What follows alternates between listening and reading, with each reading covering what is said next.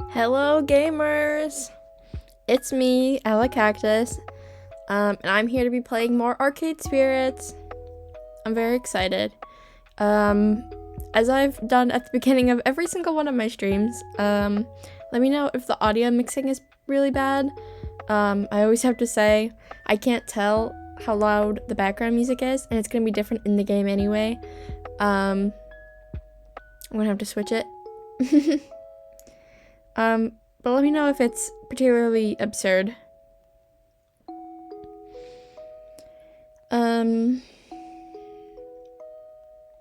Yeah, I'll wait a little longer before starting, just to make sure anyone who wants to be here is here.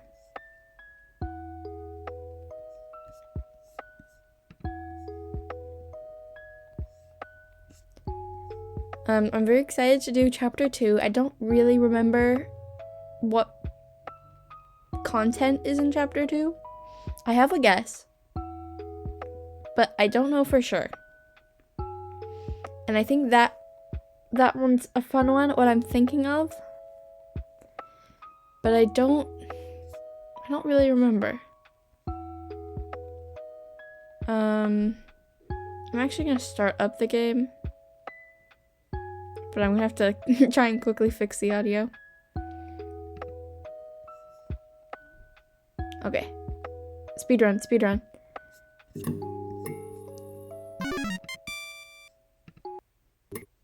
Okay. Hopefully that was relatively smooth. Where did my stream go?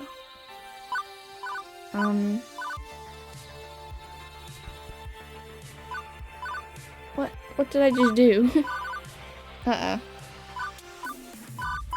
Preferences, window, okay. That was weird. Anyway, I'm very excited. You don't know, dog. It was so weird. Well, so how my computer looks at this moment in time on tonight. So I have Twitch Studio in one window, which is the same one that Steam is forced into right now. Because, okay. Because like Steam has to be in a certain window, you can't change it anymore. So I launched, and then my other window has my Firefox tabs, which includes the music that I had on YouTube.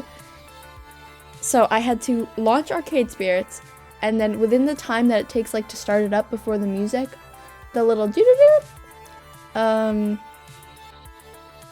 had to quickly switch over, but it launched Arcade Spirits full screen in the Twitch tab, or window, I mean.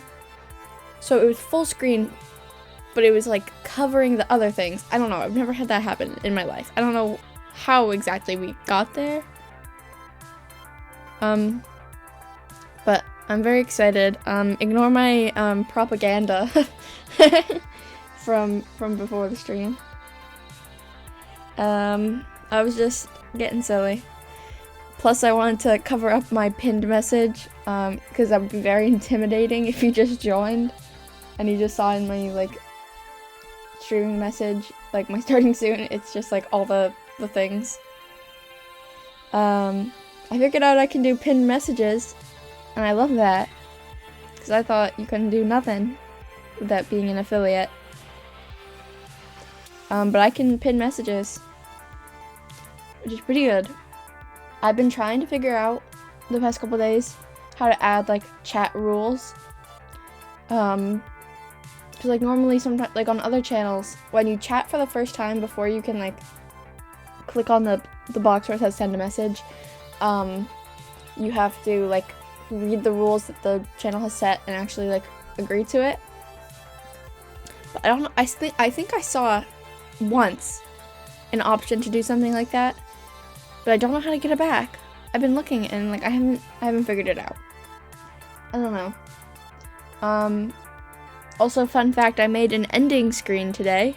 It's basically the same as my starting screen, except I made it darker for night times.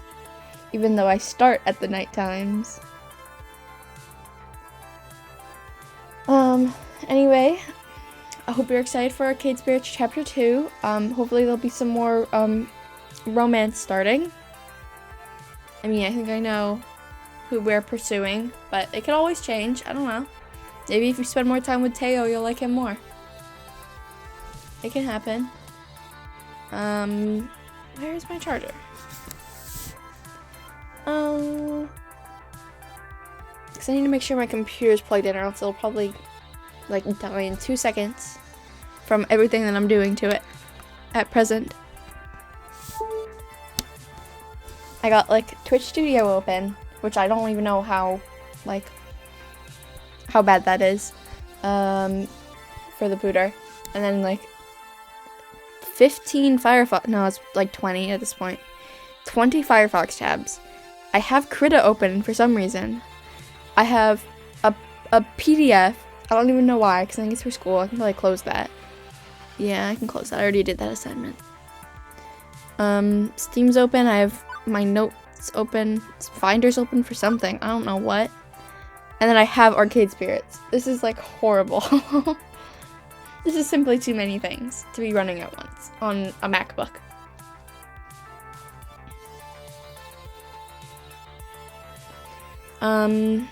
Okay, now I'm gonna re-full screen Arcade Spirits. Preferences, full screen, thank you. Okay, work. So are we ready to start? Are you ready for so many choices? Because I know I'm ready to read all this dialogue. I actually prepared some water this time. So we'll see how it goes. And I'm full of, I'm already ibuprofened up. So my headache will hopefully get better. It's been a long day, although I did still choose to stream at 7 p.m. knowing it'll probably take 3 hours. But that's okay. Okay, I'm glad you're ready. Return. Wow, OMG, it's Arcade Spirits. OMG, it's Percy. Okay.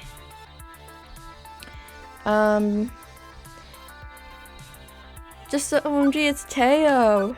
Just a refresher, maybe in my prezes I'll make something interesting. Not really. Okay. So chapter 1, you're feeling pretty down. You just got fired. You want to find a good job. You found this magical AI who found you allegedly your dream job working in an arcade. So you take the job and you meet your wacky coworkers. There should be a like the title art. You'd think. Anyway, we got Gavin, who's the accountant, I think. At the arcade, he's all numbers and he's hot. He has a cool personality, but deep down he loves pinball. We got Naomi, she's the techie at the arcade. She loves all things games and old games, and she's very protective of her games. She has a rivalry with Gavin because he prefers numbers over games. We have Ashley, who's the mascot, and the other person who does your job as well as the floor attendant. She loves cosplaying, and she's a bit wacky and imaginative, but she has a lot of heart. And then also at the arcade you meet the players, 2 of whom I can actually show on screen because they are here. We got Teo, he leads a dance crew who plays Showtime Stage, which is basically DDR. And even though he inspires everyone around him, he doesn't take the power, like, it doesn't get to his head. He's very chill and he loves helping everyone out. He's just in it for the love of the game. Then next, we got Percy. He's a competitive player of an old game, Mr. Moopy's Magic Maze, which is a lot like Pac-Man, I believe. We don't know, at this point, we don't know why he plays, but it's a very good reason, I'll tell you, from his route. From my intimate knowledge. He has a good reason. He's also very rich, but he doesn't like his money, and he's British, although you wouldn't really know from me. And then the final pro player at the arcade is Queen Bee. She's an esports gamer. She plays Fists of Discomfort, the first one, I think, in this game. She's very, very competitive and aggressive, but she has nice vibes too, and she's hot. Anyway, you survived your first day. What kind of mischief will come up? Alright. That was a very long-winded explanation of 3 hours yesterday. Did I say start? Oh my god. No, hold on, sorry. My fault. Sorry, I was trying to start a new game. Where?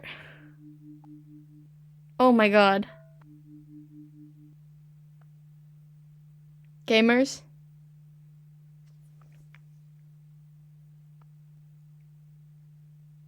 How did they let me do that?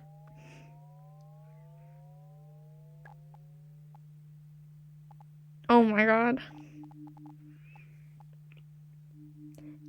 Guys, can I speedrun recreating the entire first chapter?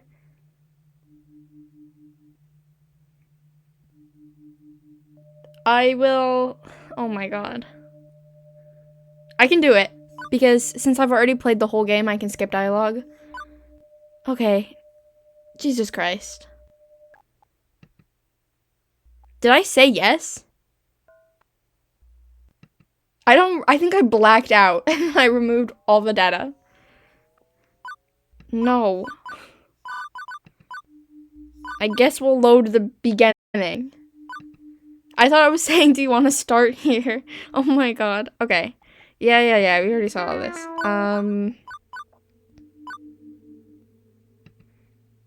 Oh, skip.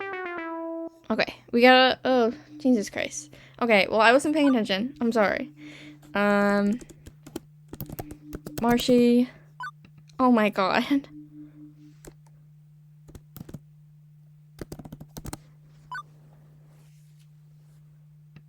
Well,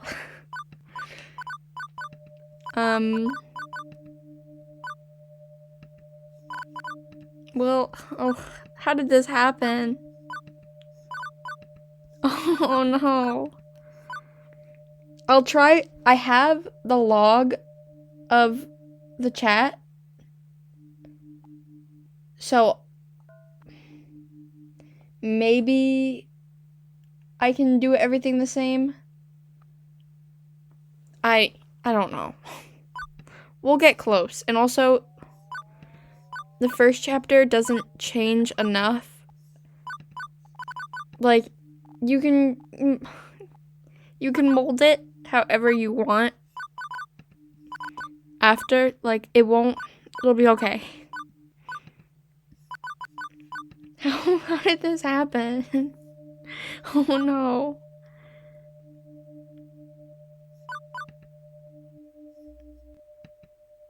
Okay, I don't remember which ones I overrode anyway, but I'll try my best. Oh no, what a way to start chapter 2 by starting chapter 1. Oh wait. Hold on, I also forgot to change the category. 1 second. I'm too caught up in in what I just accidentally ruined. How did this happen?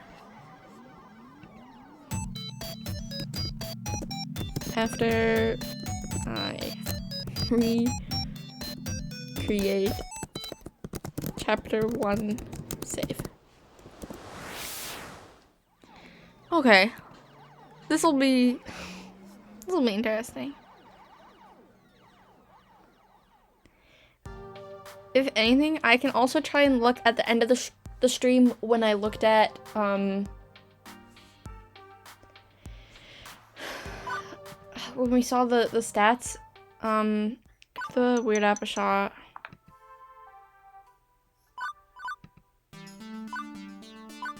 I don't know what that was for. It was Pizza Facts. Skip. Oh, we already saw the tutorial. Hold on, I'm just trying to get through stuff, but I'll put you back on the game. I forgot I didn't. I'm very... This is... Well, the thing is you won't know what you're answering. Because it just goes straight to the question. I have the log of your choices. Oh, wait. This gives us an opportunity, though. Do we want to try the flirty first impressions this time?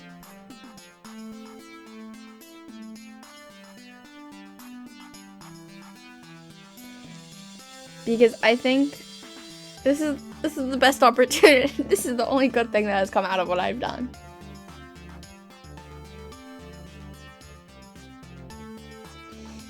Gamers, do we want the flirty first impressions? Yeah, I am so excited. Just look. We're overriding what happened before. We're ready for a second first impressions. Okay. Can I scroll? Oh, okay. So I can at least scroll to go back. Hopefully. Please. Okay, skip. No! How far back did I go? I don't know what's happening anymore. I'm losing control. This is no longer my stream. This is Iris's stream, I think. Okay, we're gonna get dressed for the interview. Skip. Oh, well, I didn't turn those off. That's okay.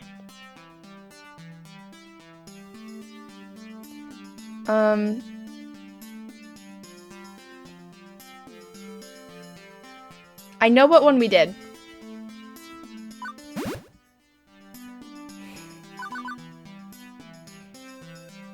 Yeah. Skip. Oh my gosh. There's so much. I know it's this one. Skip.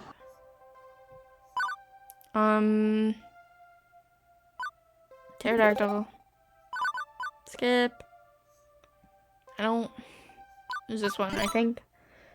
Just ask when you can't remember. Yeah, I'm trying my best.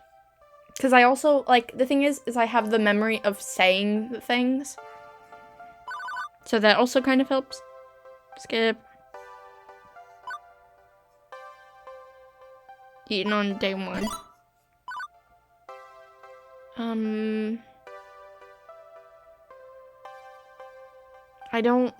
What was this? I don't know what this one was.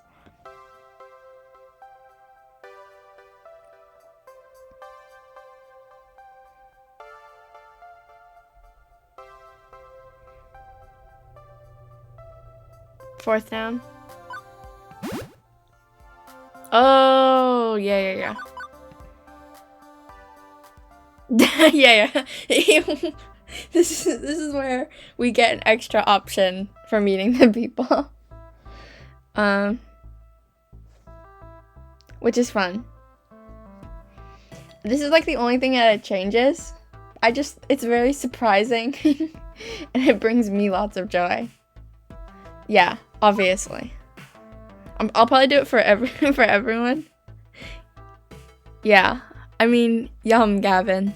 Not to be crass about it, but he's one handsome boy, that's for certain. Crap, now he's looking my way. Was I staring? I gotta play this smooth. He doesn't even know who we are at this point. What is this? What is happening? And he's still bald. Okay, skip. I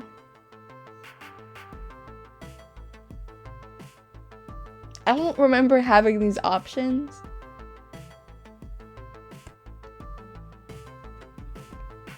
There were so many choices. Bottom one. Yeah. You're so smart.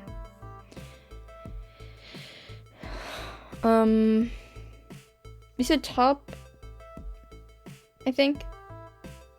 I think you had a pretty gutsy personality. Yeah. Skip. I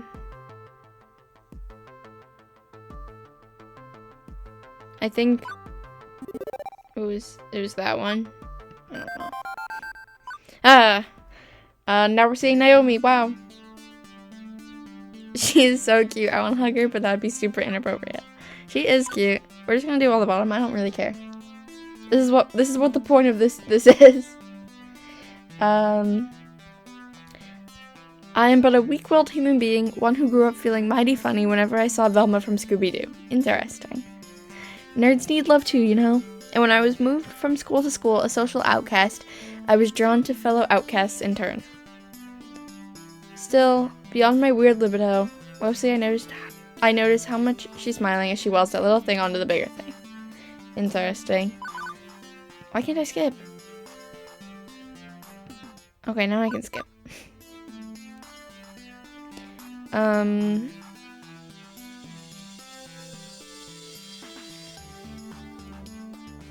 Was this? I think you also did a ton of basically, but I don't know if this was one of them, or if it was bottom. Yeah. You're so right. I think you did that one. Skip. I think you did ask more. Yeah. Oh my gosh. There is so much dialogue in this game.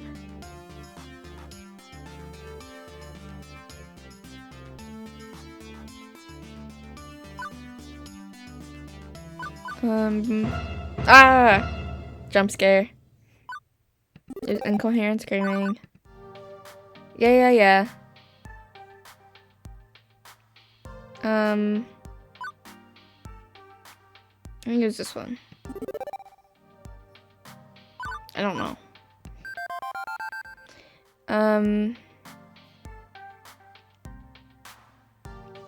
What was this one?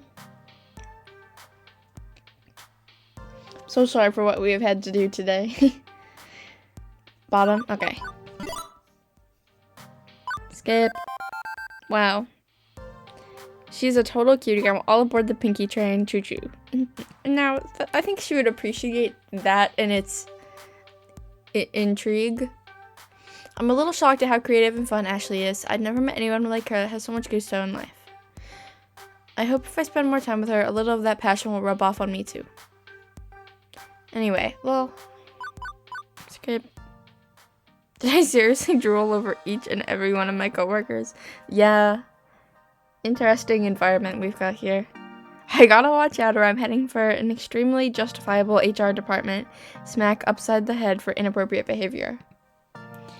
I'm not looking for a harem ending here. I'm looking for a job where I get along with people.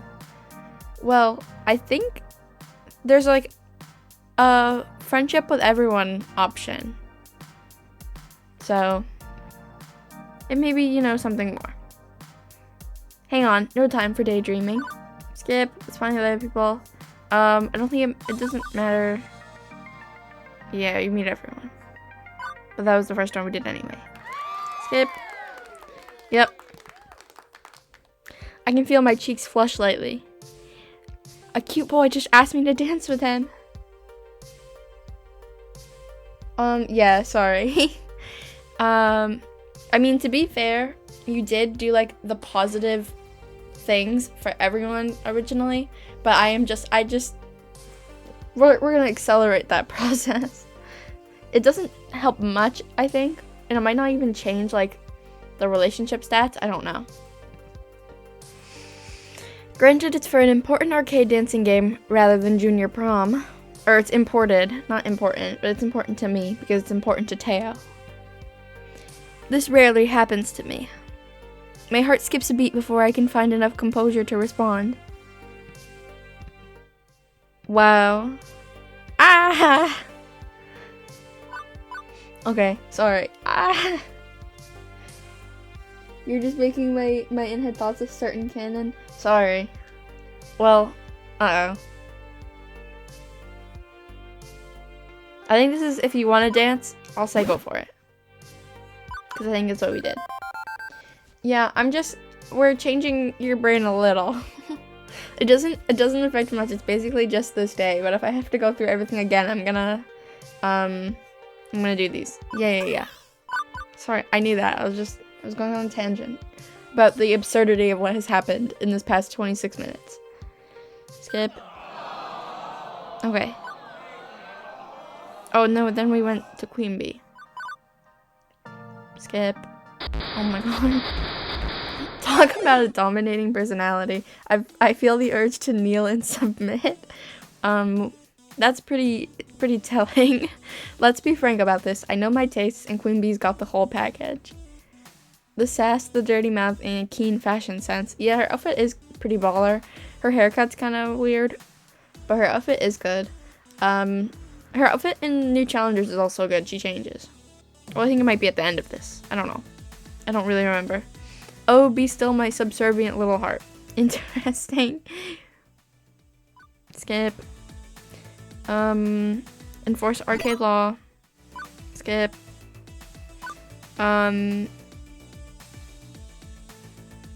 This is about playing the game. Or the internet. This is about the internet. I think. Bottom. Interesting. I don't remember. Is it wrong of me to crave being stepped on by her? Hey, I gotta be me. Jaw dropped. We've got good chemistry so far. Note to self, check with Gavin about the ethics of dating your customers. Not that I'm committing to anything here, just, you know. Wow. This game is so straightforward. Skip. I think we did this one. Skip. Digging that dad bod. Yeah. This is like me describing him earlier, basically. That cuddly, cozy teddy bear physique, the Benedict Cumberbatch accent, and he's soaked in compassion and empathy for others. Yes, please. He could have just waltzed out here with that game, and he didn't. He cares about more than money and more than his own high scores. He's more mature than me, but that's more than okay in my book. I've always been attracted to that age bracket. I don't even know how old he is. Skip.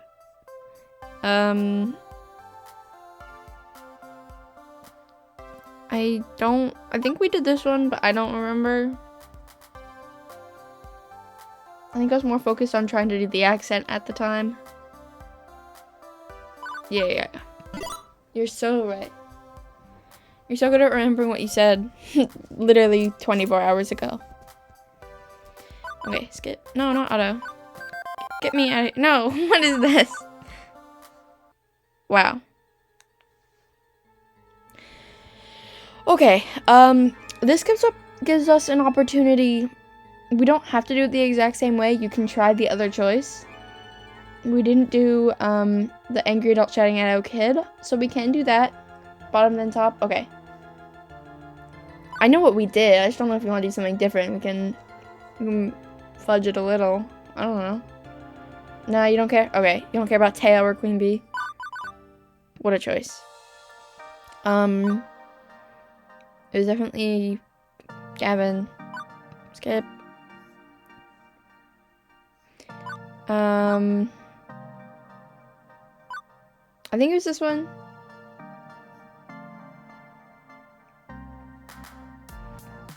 I'm trying bottom. Okay.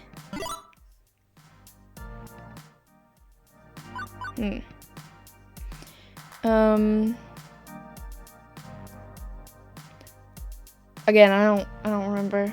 I don't remember this one. Middle. Skip. Wow. And then we did this one because I thought it was funny. Skip. Try to save them both. Okay. Skip. There's this one. Skip.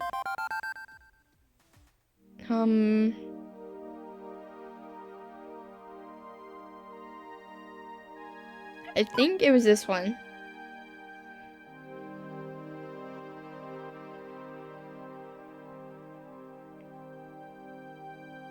What do you think? Or what do you want to say? I don't know. So the new you. Yeah, second down. This is a you that wants to date all of the characters. Skip. Okay. And then we did Gavin.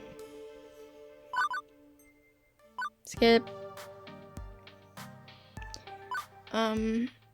This one. Skip. Oh my god. Okay. Now we have to save. And continue. Finally. I'm so sorry about that. I feel like there were more choices, but I don't remember. Okay, I'm so sorry about that detour. I don't know what happened. I don't know how we got there. Yeah, easy. It wasn't that bad. Okay. Level 2, chasing ghosts. Now, I'm so disoriented now. I don't know what's happening to me anymore.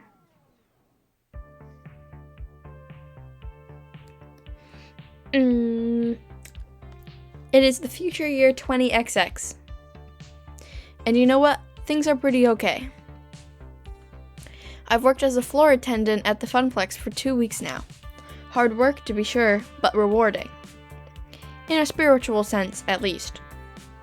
I've helped Naomi pair pinball games. I've had tea with Francine while she reminisced about the far-out 1960Xs. I've evacuated gamers when the kitchen accidentally caught on fire. I've had numerous kids puking up nachos on my clothes. I've scraped gum off any number of surfaces. I've chased what turned out to be entirely too many spiders out of a single skee-ball machine. Okay, look, I know I'm not painting this as a very rosy picture so far, but honestly, I'm happy. I'm happy even amidst the chaos and the grossness. I'm happy. And that's all that matters, right? Right! You're happy. This is the best I've seen you in ages, Marshy. Before you'd come home all drained and exhausted. Now, well, you're still tired, but a good tired. My roommate Juniper. She'd taken to stopping by during her lunch break, whenever she could get away from her office cubicle long enough to do so. By the way, fun fact, you can also date Juniper in the game. The relationship doesn't work the same way, but you do have the option. Just to throw another dateable character at you. It's still hard work, don't get me wrong. But overall, it's good work. I just feel good. Totally good and stuff. Good! Agreed. Super good. Double plus good. Iris, we talked about you listening in on my conversations. What did I tell you about that? To pretend I wasn't eavesdropping even when I am? Exactly. You know, I'd be more upset about my creepy privacy-invading digital overmistress, but I have to admit that Iris really pulled through for me. Even if she also ordered a 3-month supply of pizza bagels on my behalf. But Marshy, when pizza's on a bagel... So, Juniper, how long do you have left on your break? Any time to squeeze in some pinball or something? I can spot you tokens. No can do. Our new assistant synergy manager arranged a team building exercise. I have to, move colored bits of paper around or something and then exchange high fives. Assistant synergy manager? That sounds like a very vague job. Nah, it's actually entry level. Good pay and right on track to middle management. Pretty cushy, if a bit dull. Funny thing is that they asked me if I knew anyone who'd fit in before they started advertising for candidates, and I said, nope, who'd want to do that? When was this exactly? Oh, 2 weeks ago. So 2 weeks ago, right when I needed to find work, you told them you didn't know any good candidates for a well-paying entry-level job? Oh, But you wouldn't have liked being an assistant synergy manager, right? Not one bit. Juniper, please tell me you told them no because I'd already taken this job by that point, not because you forgot. Hey, I didn't forget. I just, didn't bother telling you about the open position that night. I mean, you'd already had so many jobs you hated. I knew you'd hate being an assistant synergy manager, so I didn't feel the need to tell you. And it worked out, right? You just spent the last 5 minutes telling me how happy you are here. Not a lie. I was happy here, indeed. Also not a lie, having packed pizza bagels for lunch, after having pizza bagels for breakfast, because we barely had enough money to cover rent this week, pulled together. Also not a lie, Gavin constantly hiding the numbers from us, insisting things were fine, all while dryly joking about perpetually being on the edge of crash and burn.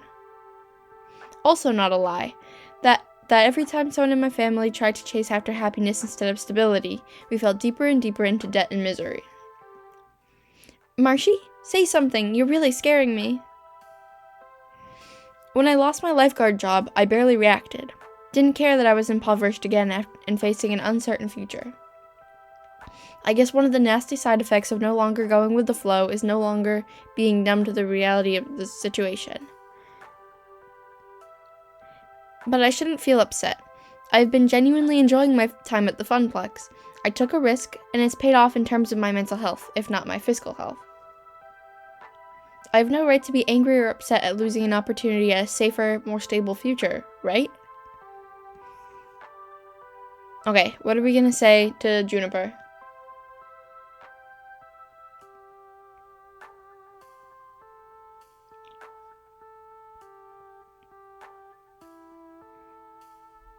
I don't know what I've done here. I think I've been honest.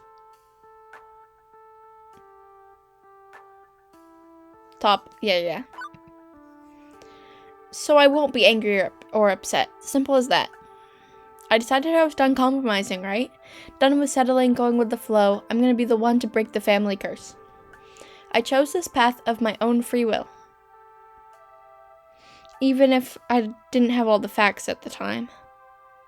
But if I'm gonna be honest, boundless confidence doesn't cover the simple fact that I chose to be vulnerable rather than safe. If the arcade closes, if anything else goes wrong. Still, no need to dump all that on Juniper. It's okay, Juniper, you were right. I'd have hated that job. And things are great here. Oh, good! You were kind of freaking me out, Marshy. Trust me, it's the right decision. You'd learn to loathe working at my office, like I do.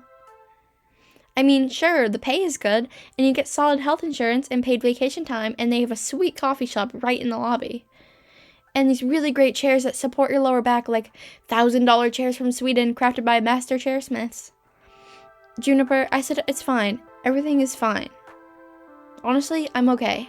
I mean, I won't deny that job would have been a safer bet. I want to contribute my fair share to the apartment rent, you know? But what's done is done. I'd rather look forward than back. Right. Forget I said anything. Please forget I said anything. I'm sorry, I should have told you. I shouldn't have held that back. But I still wouldn't have pushed you to take the job. It's totally horrible at my office. You would have been miserable there, like me. Juniper, it's cool. You're right. I'd have hated it. Okay, good. I've got a good feeling about all this. I think you're right where you need to be. Even if I was, kind of awful about getting you here. Hey, I gotta get back to the office. Have a good lunch, okay? I can feel the distant rumble of a frozen box of pizza bagels taunting me from the recently repaired employee break room. Yeah, okay. And you have a good rest of the hours of your day, yeah? You bet. I'm okay with this. Everything is fine. Right? Right. What I need right now is a distraction, and frozen pizza bagels are most certainly not it. My pocket money is really slim, but I think I need to step out for some fresh air and treat myself to a better lunch than that. And hey, maybe some company too. Nice and distracting, talking to someone about anything other than this. Let's see, who's available? Let me know who you want to hang out with. We've got Percy, Queen Bee, Teo, or Ashley.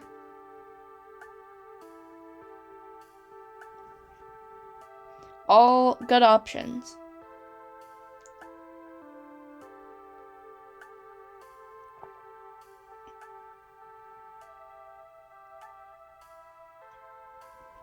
Who are we thinking?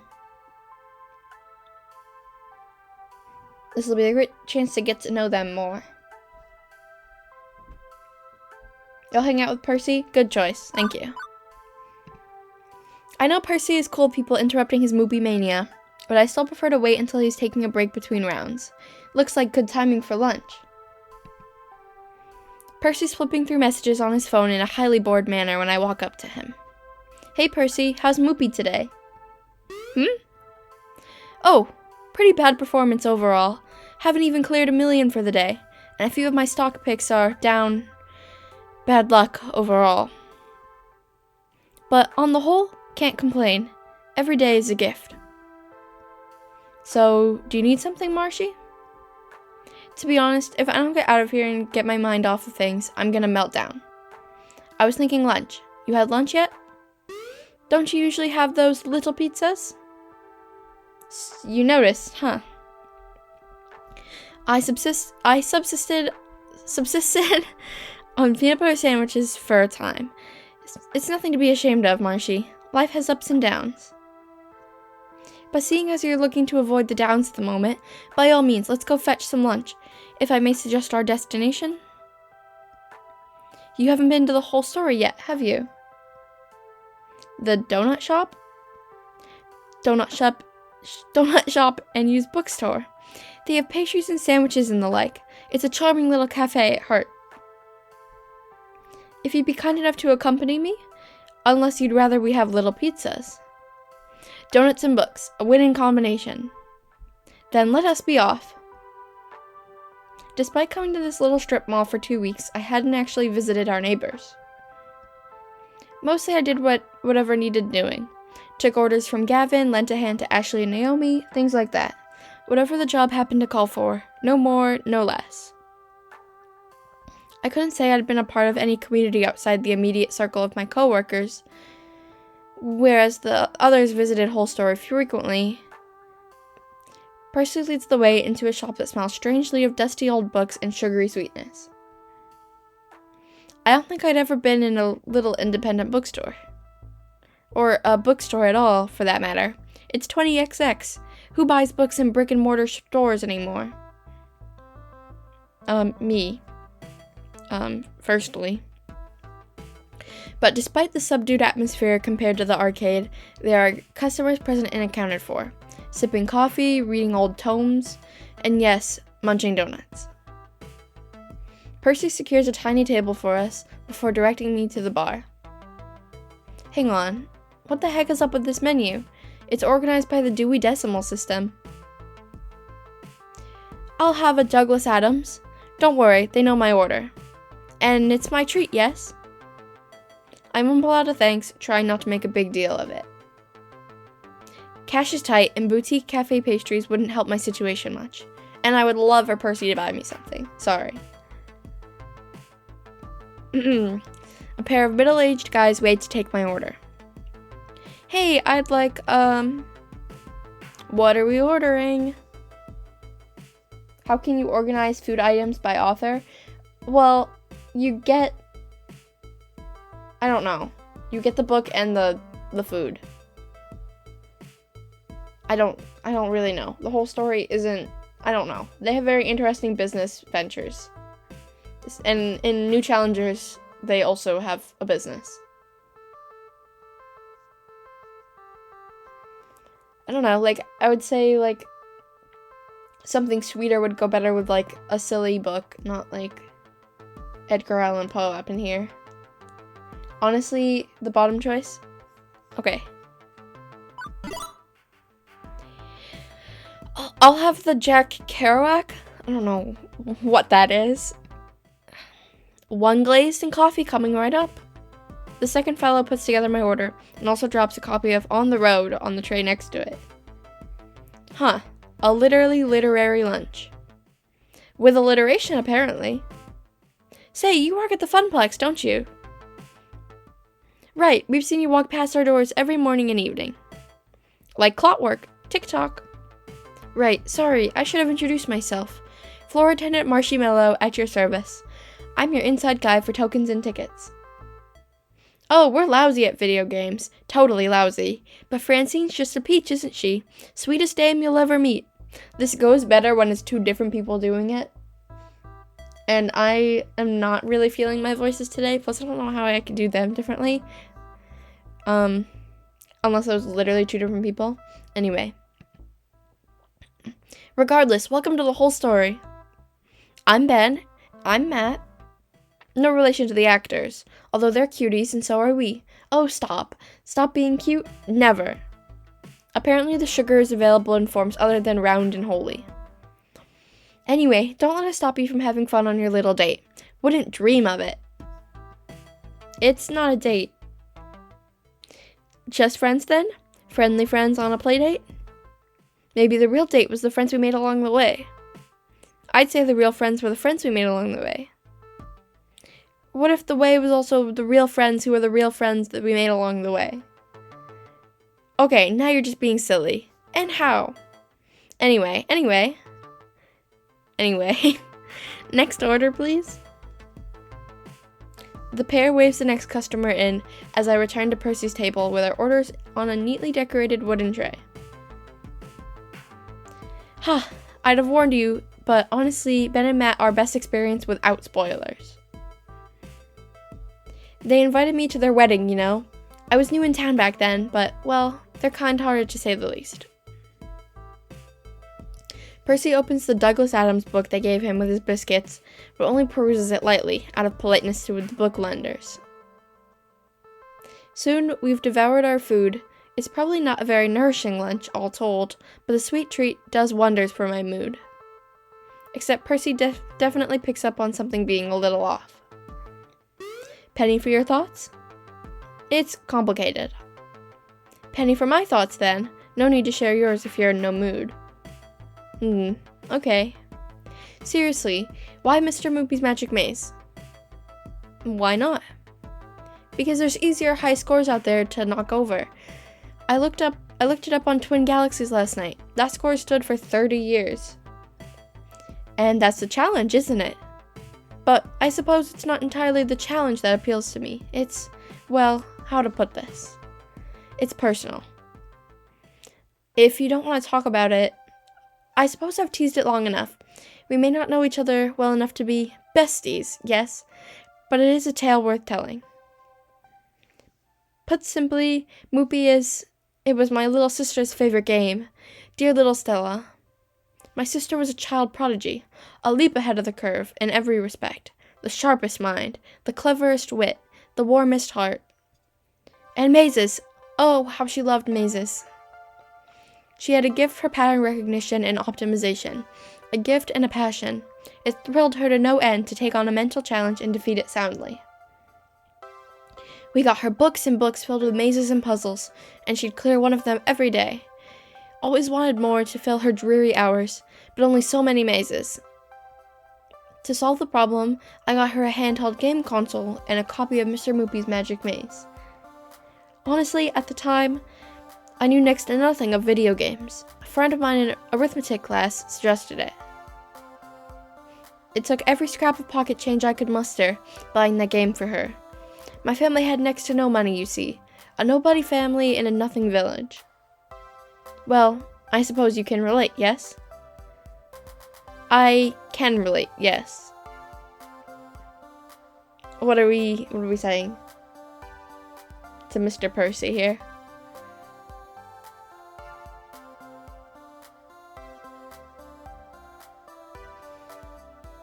I love how this game is, like, supposed to be based on your personality, but, like, it's so pointed, the narrative. I love it. It's very funny.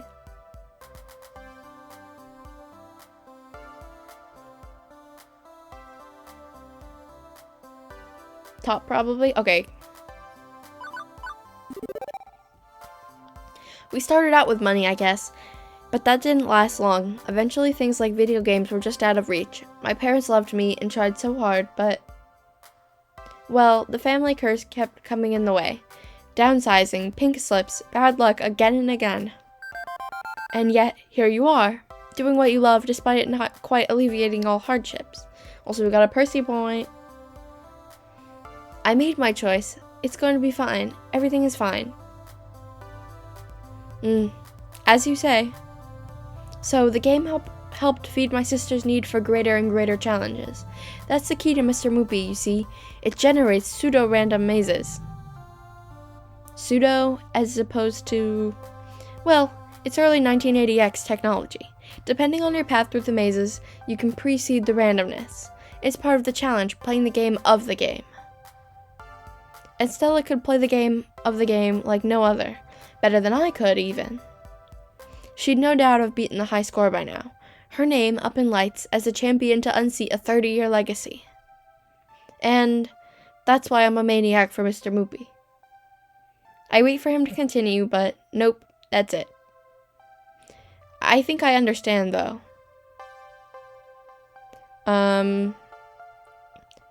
You're trying to beat it before she can, or Stella can't take the score herself, not anymore, or just stay quiet.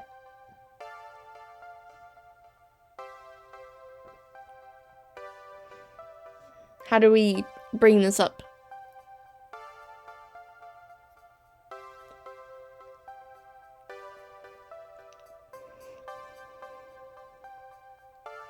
Gamers, I really like Percy. It's a true fact.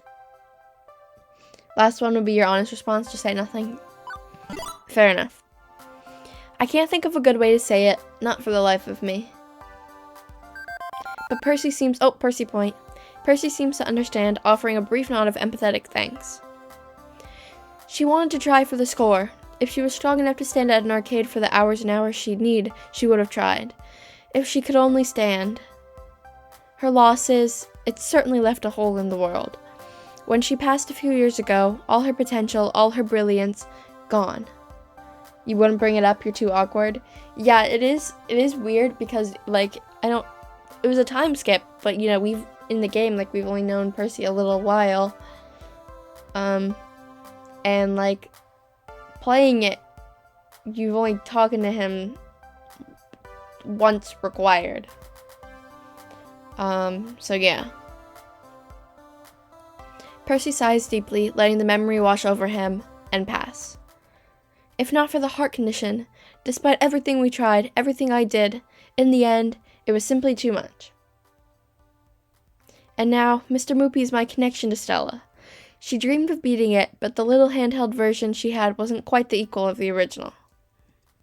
So, one day, I'm going to take down the score, and I'm going to do it in her name. I'll put her initials at the top of that scoreboard. SIS. 3.5 million points by Percival James Sinclair, earned in honor of Stella Isabel Sinclair, also known as Sis. I know on that day, somewhere she'll be smiling at me and saying, "Good show, Percy, good show." Despite the sadness of the story, I can't help but smile at the ending. Well, on the day you beat the score for her, Floor Attendant Marcy will be there to cheer you on. Thank you, love. It's appreciated. Beep beep! Marcy, lunch break's over. Back to the grindstone, eh? The arcade's not that grindy. Curious. Well, if you'll pardon the obtuse observation, you do seem to be going through the motions. Huh? No, I'm not. I'm having a blast there. By doing what needs doing, yes? Of course, I'm a diligent employee. I suppose it's a question of ambition, but it's not my place to judge. And you've got work to do, yes? Go on, go on. I'll return the tray in our books. Can't say I get what he meant by that. But he's right about one thing. There's work to do. I take my leave to return to the Funplex.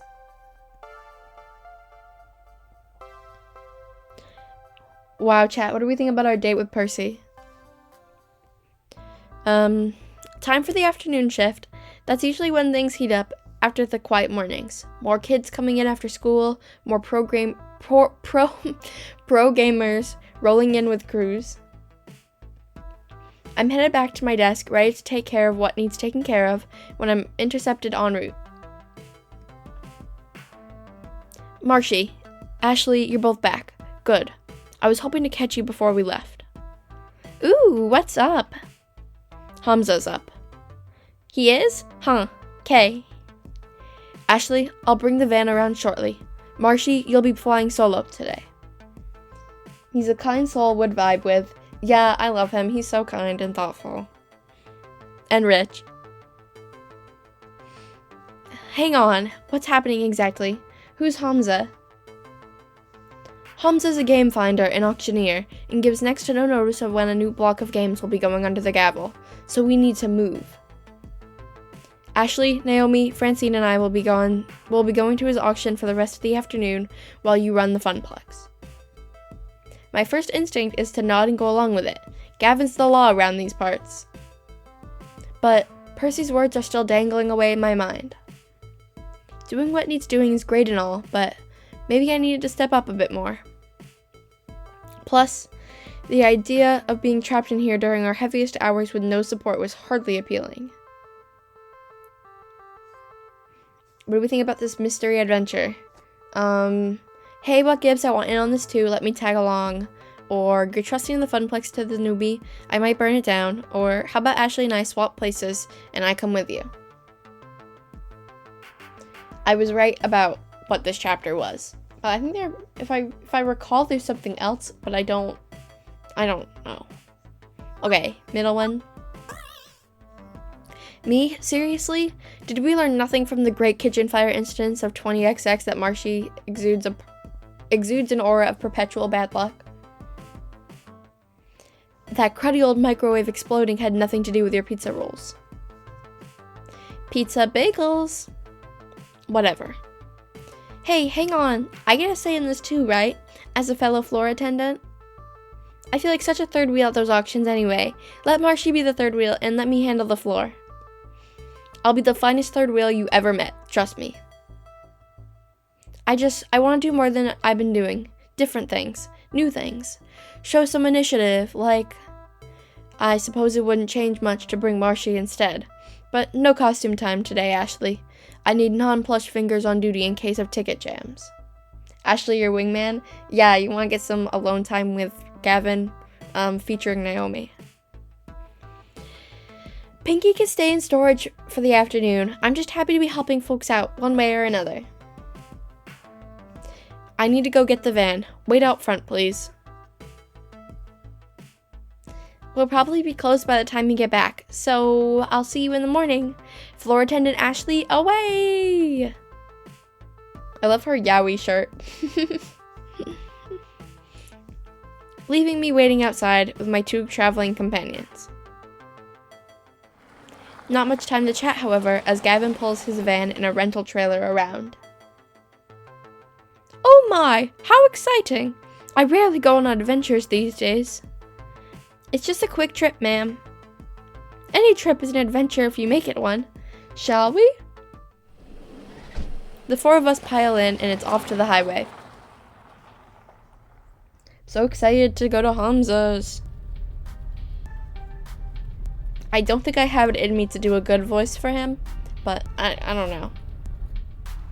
Also, I love this picture of all of them. It's very cute. Gavin, consulting a driving map on his phone, leads us out of the city via a series of weird turns and back roads. Trust me, this will save time in the long run. Where's Hamza set up this time? On site at some abandoned estate just out of town. It's about to be torn down, but they found a trove of arcade games in the basement. The Scooby-Doo van, he owns a Scooby-Doo van. Do you think, is it his? Did they say it was him? I thought it was Francine's. But I don't really know anything. And I would like for you to believe that it's his, if it is true. He is the man of your dreams, for real. So I guess I know what romance route we're doing. So exciting! I love arcade raids. Arcade auctions. Raids. Auctions. You guys got an arcade to English dictionary I could borrow? Said his van. Okay, well, I wasn't paying attention. I'm still frazzled from deleting the save. I like can't be trusted to know any. I'm also frazzled from Percy date. I don't know. I wasn't paying attention to anything. And Yowie shirt kind of caught me off guard. There's a lot of factors here. I don't know if it's his van. Arcade to English dictionary I could borrow. Francine, without looking up from her knitting, answers, a raid is when a bunch of collectors get together and rescue games before they can be junked by their original owner. An auction is when someone sells off their arcade games one at a time to a crowd of active bidders. So, which is this, a raid or an auction? It's both, dearie. Hamza, that sweet boy, buys up private collections before they can be thrown away. He rescues them from that terrible fate and then auctions off his finds. Sort of. Okay, now I'm fuzzy on the sort of part. I'm the newbie here, remember? Well, okay, so Hamza obviously auctions off games for cash money, but he's a very whimsical kind of guy. Once I saw him trade off a vintage Burger Time in exchange for someone's super secret chili recipe passed down through generations of family. In other words, he's just on the edge of being a loon. This would be a lot simpler if it was just a raid. We pay up front, we declare what games we want, and cart them away. Instead, he ambushes us with these impromptu auctions and makes us come down there to entertain his whims. I think it's sweet. He wants to make sure the games go to good homes, the people who really want them, even if they can't pay. And really, we should be honored we got an invitation. He's trying to cut out the big franchise arcades like Deco's Palace and help the little guys, like us. It's inefficient and relies entirely on keeping on Hamza's good side. You like the sound of this guy? Yeah, you'll like him. Huh. Gavin's right, this could be a lot simpler, or helping out the little guys sounds good here, or how did you meet this Hamza guy anyway? It's very clearly coded on which one is for which person, but I'll give you the choice.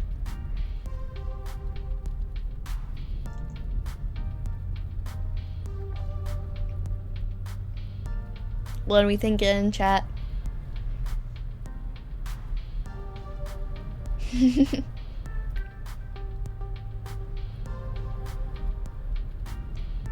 I want to know bottom. Okay. How did you meet this Hamza guy? So, he only invites a select hand-picked group to his auctions. How did you end up in that select hand-picked group? That would be my doing, dearie. He likes to visit the local arcades whenever he's in town, and as I like to get to know everybody who walks in our doors, I approached him. I suppose we achieved a certain rapport, considering we've had 3 invitations so far. Got some rather lovely games too, including Moopy. We need to temper our expectations a little, I suspect. We don't have room to add many more games, especially relics like Hamza usually deals in. What about the offsite storage unit? We can just rotate games in and out more often. Nearly full to bursting, and not cheap for us to rent on a monthly basis. I'm not saying we have to go home empty-handed. Certainly a few holes in our roster we can fill should we find an excellent deal and beat the other bidders.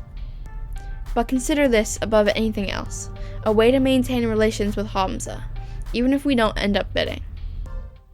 Aww. Now, Naomi. Gavin knows the numbers. I'm in favor of making our little funplex more and more fun, but floor space is finite.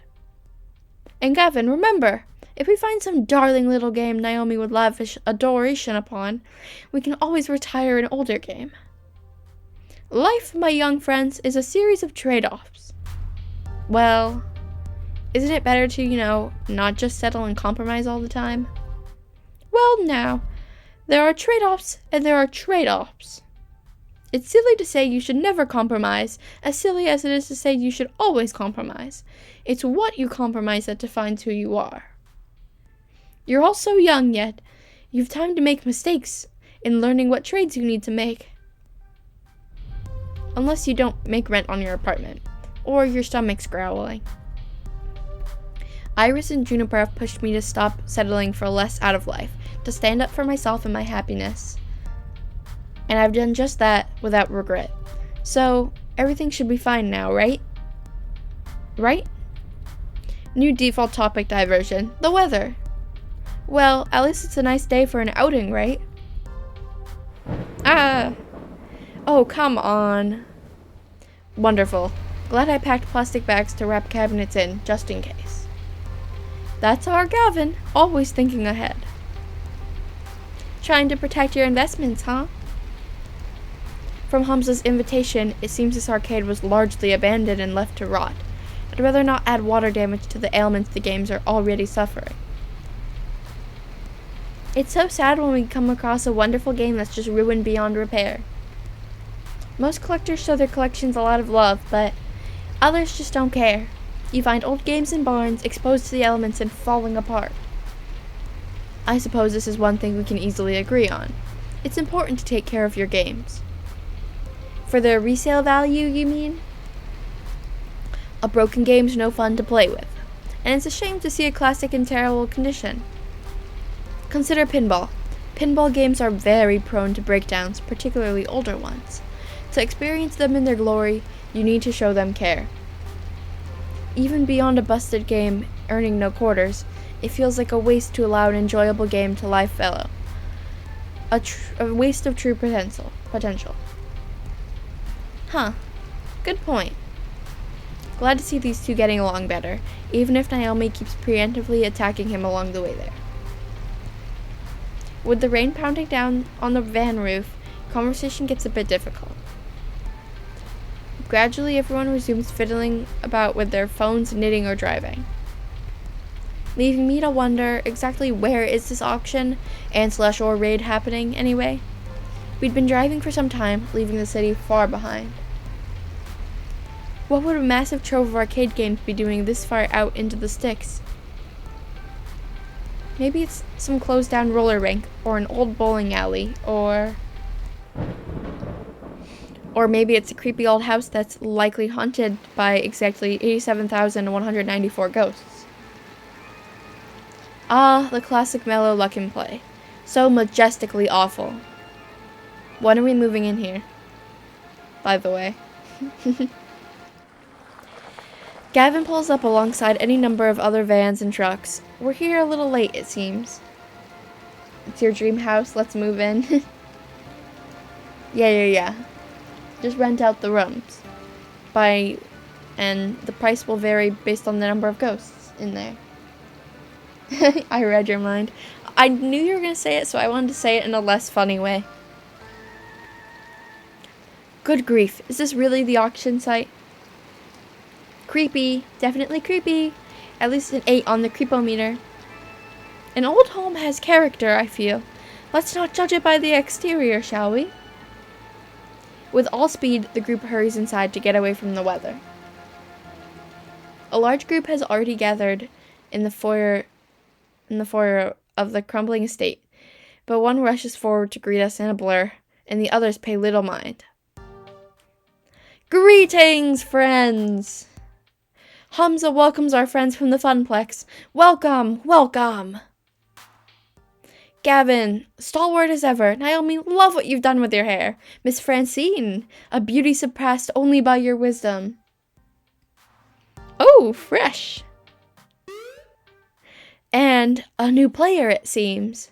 Who might you be? Marshmallow. I see. Greetings to you and yours. I am known as Hamza, seeker of antiquity, finder of things lost, player of games. And welcome to, well, not my home, but a place where Hamza shall provide hospitality regardless. What are we gonna say to Hamza? By the way, what do you think of him? The man's wearing mascara. We stand. Yeah, he is kind of on fleek. I love him. He serves so hard. He's so fierce. Kind of a dump, isn't it? Seeker of antiquity, 1980X is antique, or thank you for the gracious invitation.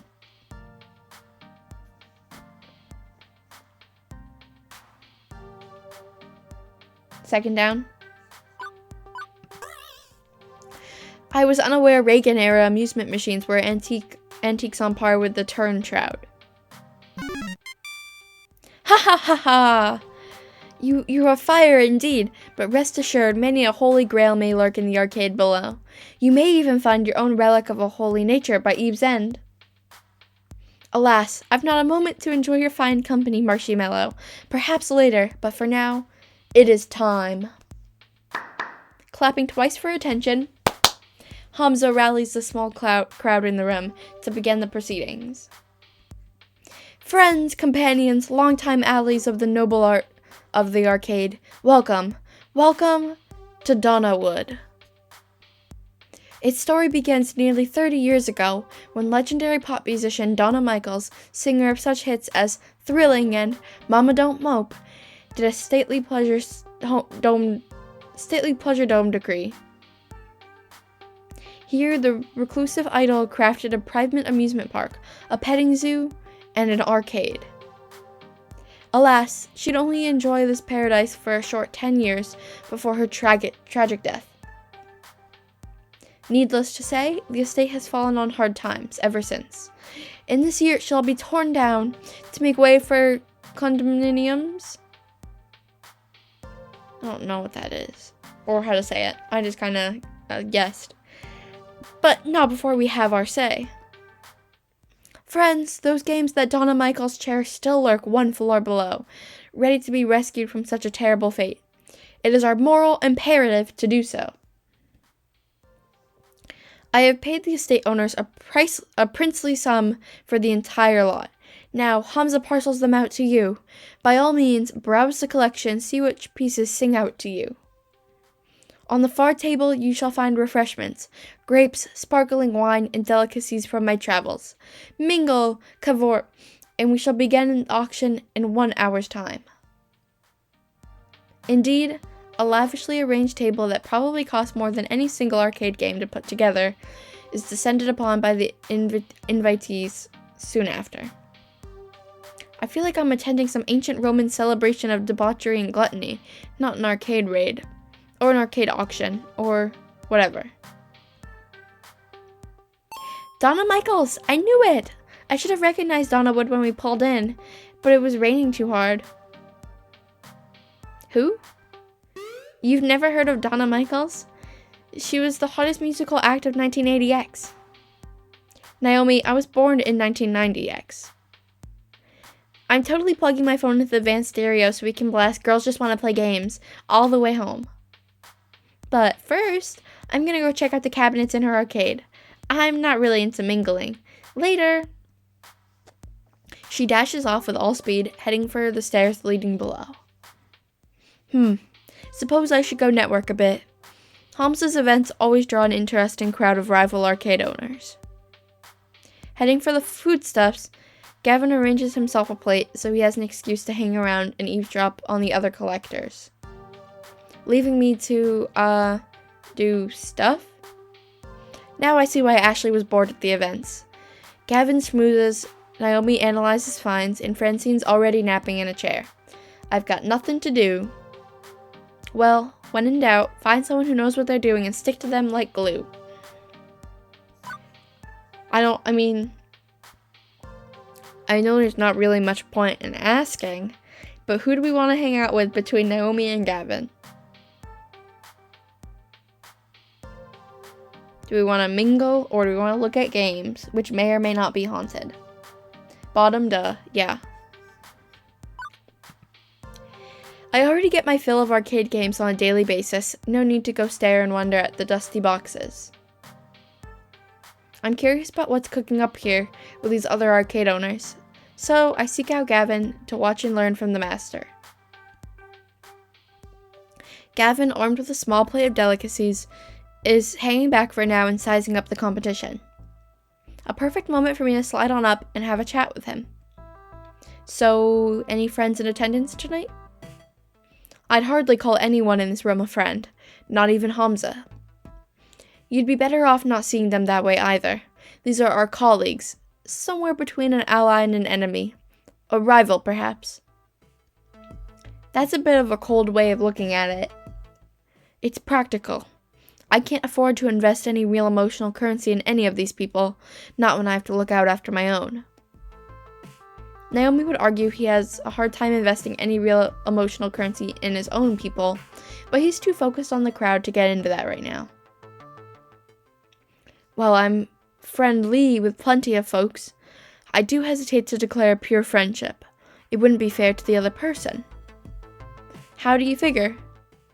Consider a true, unfettered friendship, the kind with no conflicts of interest, no strings attached. It's difficult when you're in the same business together. If I'm friends with another arcade owner, I'm liable to make bad business decisions that help out my friend, and vice versa. I wouldn't want to burden them with that. Either I hurt my business and my fellow employees, which would be disastrous, or they hurt theirs to better support me and mine. It's messy. Better to be friendly than friends for all involved. Okay. What about workplace romances? Within a work unit, not with a rival. Wow. It had to be asked eventually, didn't it? Well, that's a little different.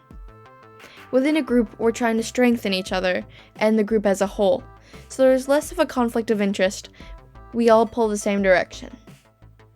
So you mean he's interested? It can still be messy, however. It's important to avoid conflict of interest. Reasonable adults with strong awareness can sort through that mess, I would hope. Right, okay, good to know, for reasons.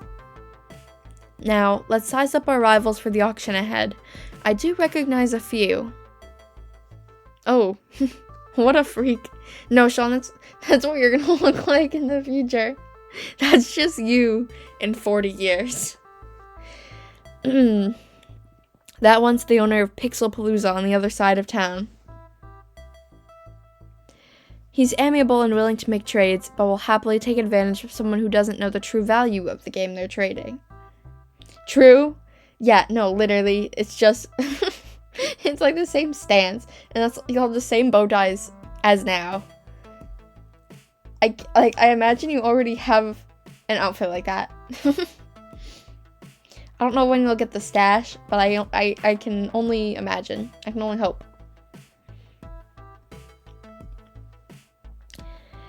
She's a private collector with a basement full of retro cabinets, and maybe that'll be me if I was that fierce. I don't know if I would rock that cut, but I don't know. She's perfectly willing to overpay to get the game she seeks, meaning she'll probably snap up some of the best deals from Hamza, should Hamza allow it. You want a pinstripe suit, but you only have pinstripe pants right now? That can change. I mean, in the next 40 years, you can get a brown suit. She's, can't say I've ever seen her at one of these events before. Might be worth figuring out who she represents. Often arcades or collectors will send a proxy in their stead. As for him, he looks familiar, but I can't quite place the face. That's two people wearing sunglasses at night. The epitome of cool. Yes, well, the sport coat over the t-shirt look somewhat negates that. I could swear I've seen him before, though. Gavin subtly snaps a photo of the man in the jacket before loading up. Wait a second. Facial recognition module, current camera roll, latest picture. As you like, Mr. Cooper. He catches me staring in confusion. You have an Iris as well, yes? She's become a common assistant app, likely the free version with less features than my premium edition. But, yeah, I guess I'm just used to my Iris. I'm just used to Iris being my digital BFF, not someone else's. Don't jump, Marshy. Juniper's my friend too. I have lots of friends. Friends are great, friends are fun. Your Iris calls you Marshy, not Mr. Mello? Yeah, is that bad? I suppose I'm just iffy on a piece of software acting too familiar. Anyway, judging from who's present and accounted for, I have a sincere doubt we'll be able to win any new games. 2 of them have deep pockets, the other 2 are unknowns. Naomi will be disappointed undoubtedly, but that's probably for the best. That girl has a tendency to let flights of fancy overrule common sense. Which reminds me of my earlier thought about the disagreements those two had and continue to have. I know we've got rivals to deal with, but maybe it's a high time to ask about that. Letting it go again and again gets old, you know? How are we going to bring up the rivalry? Just gonna come out and say it. What's up with the rivalry between you two anyway? Or didn't Francine say you had to stop sacrificing the dreams of others just to keep the arcade open? Or have you two always had trouble cooperating like this? We got 3 options.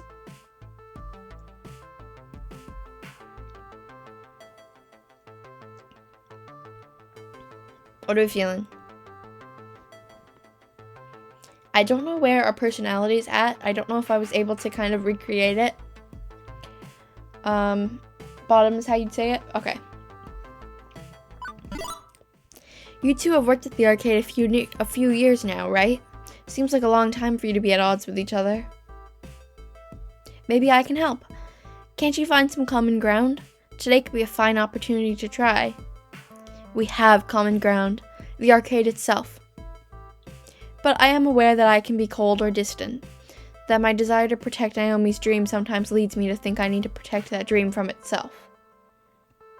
Believe me, if we had the resources, I'd be happy to buy Naomi all the aging cathode ray tubes and joysticks she desires. I don't enjoy trying to bring her down to the hard reality we live in. I don't enjoy the hard reality we live in, for that matter. But the Funplex is very low tier, as arcades go. Even some of the private collectors here have larger, more impressive arcades than we do. So, until the day our fortunes turn skyward, I'm afraid I'll need to play the villain for Naomi's sake. I care too much for her to do otherwise. Better she hate me for what must be done, than hate me for letting it all fall apart. I can't say I want to be hated, but needs be when the devil drives. I've never heard that expression before. Until I can have filet mignon for lunch every day instead of pizza bagels. Until my spiritually satisfying job becomes a fiscally satisfying one. No, there's no point harping on that. Or on Juniper locking me out of a better job. This is the better job. It's up to me to make the most of it. Beep beep, Mr. Cooper. Facial analysis complete. Profile number 108551 identified. Mr. Franco Sterling, buyer for Nostalgia Commodities, Inc. No, that's not right. I remember that face, and he didn't work for a trading company. Think, Gavin, think. Where did I see him before? Iris, did Mr. Sterling work for Putter's Green Mini Golf in games before joining Nostalgia Commodities? Correct, sir. And who currently owns Nostalgia Commodities? Checking. Please wait. ...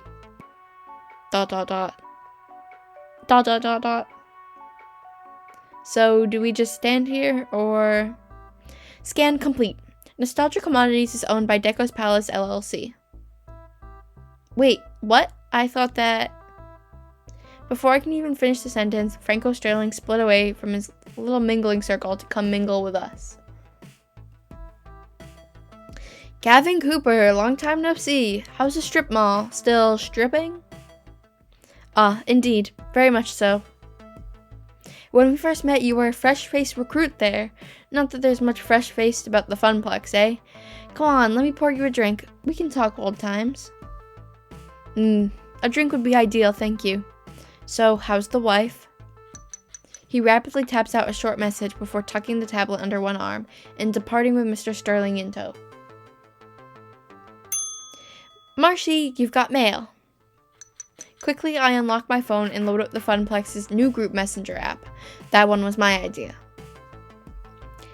Tell Hamza we have a spy. I'll distract Franco. A secret mission. I mean, not that this would end in a tense, white-knuckled shootout, but I still have to take the need for subtlety seriously. These are our rivals and colleagues. Raising a stink wouldn't do, right? I approached the small group chatting away with Hamza, the auction master. Not ideal, but it'll have to do. How do we let him know with all these people around? Do we say, hey, Deco's Palace sent a spy. Hamza sir, could I have a word in private? Or so, how well do you know Mr. Sterling? It could be a shootout, you never know. That is so true. I mean, I think there is violence in the tags. Gun violence. I don't know, maybe. It's in there. Okay, second down. Hamza, sir, could I have a word in private? Please, Marshmallow, simply call me Hamza. Okay, Hamza, how could I have a word in private? As you like. He leads me a short ways from the group. From across the room... Oh, I thought that was a Hamza point. I was really confused. Gavin point. Yippee! From across the room, Gavin offers me a brief nod of approval. Imagine if you could date Hamza. That would be so sick.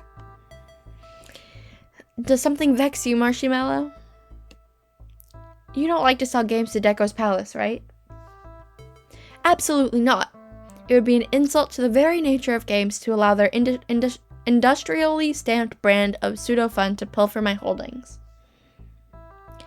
Okay, see the guy in the sunglasses in the bad jacket? Franco Sterling? Yes, he works for a mini-golf green just outside the city. Not anymore. Gavin's got proof he works for Deco. Deco Nami.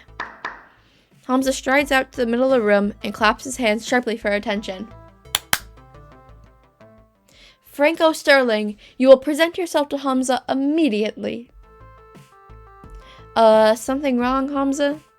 Yes, Hamza has been a fool. He has not been diligent in determining friend from foe. And you, Franco Sterling, are foe to all hardworking arcades and collectors. You work for Deco. Gavin Cooper has identified you as a minion of the adversary. Hey, hang on a second. What is my one rule, Franco Sterling? All sales are final? What is my other rule, Franco Sterling? Okay, look, I think you've got Mr. Deco all wrong. He's just a hardworking American businessman who would see the entire industry devolve into a series of children's casinos, spitting out tickets at the pull of a slot machine lever. He has no love of games. The only thing he loves is green, and I am not describing the terrible salads in his family restaurants. Begone! Begone from Hamza's sight immediately, Franco Sterling. He is so dramatic. I love him so much. Like, this is too much. Sterling casts an angry look my way, and at Gavin, the one who fingered him. Well, thanks for screwing us both over, Gavin. Deco doesn't forgive those who mess with his business, or those who fail him. You could have left my name out of this, Hamza. And why? The others should know you have worked in their interests. None of us wish to see that monopolistic tycoon consume the entire arcade industry. Deco Nami shall find no succor in the halls of Hamza. I don't know what that word means either.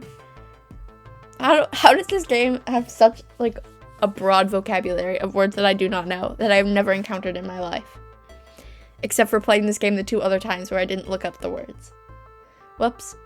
Well, I think one time I did Naomi, one time I did Gavin here. I don't know. Anyway. Gavin Cooper, Marshmallow, Hamza considers you as friends. Thank you for purging my gala of that foul influence. Chapter 3 is Marshy and Gavin on the run from the hit put out on them.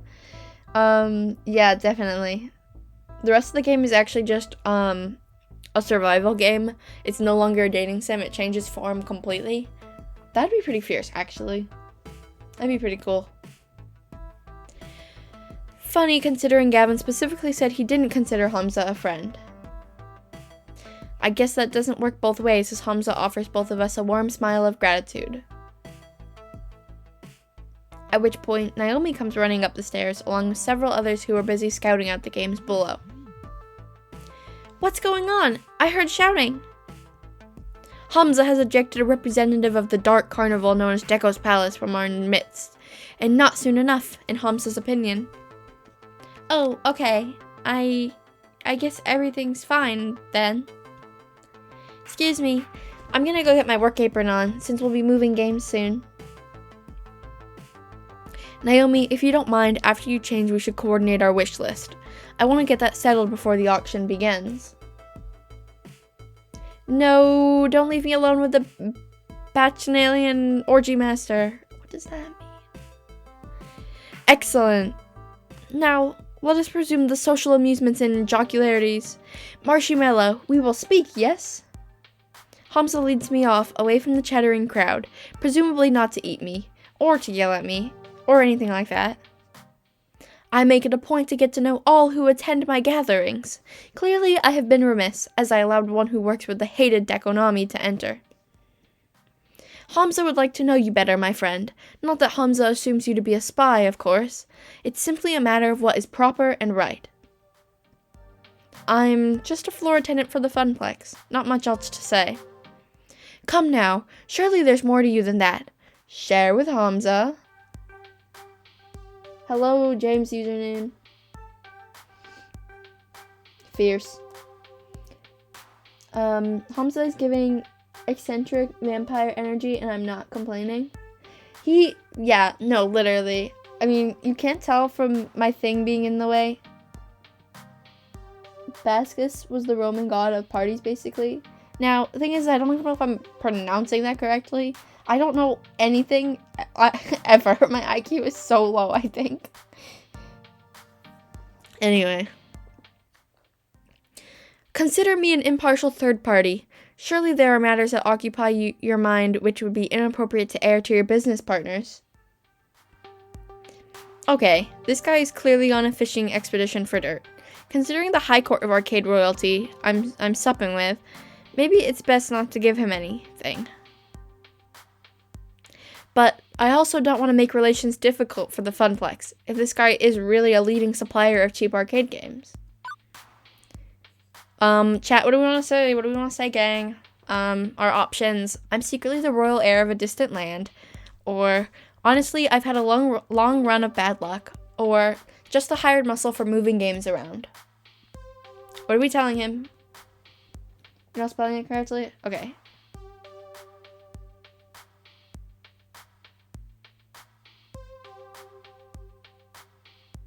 Let me know what the vibes are up in here for this choice. I refuse to make any choices myself.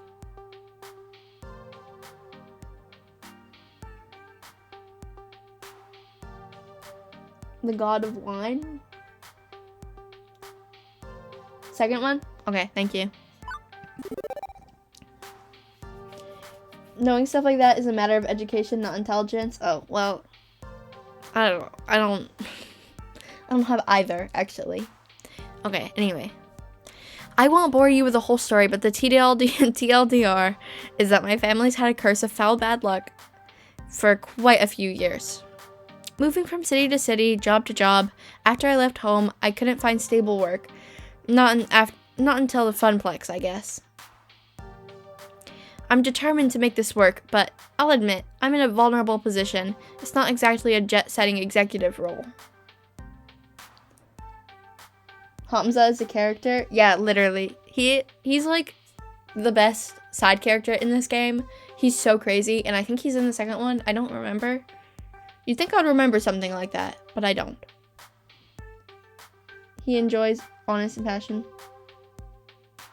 Yeah. Yes, I see the dilemma you face.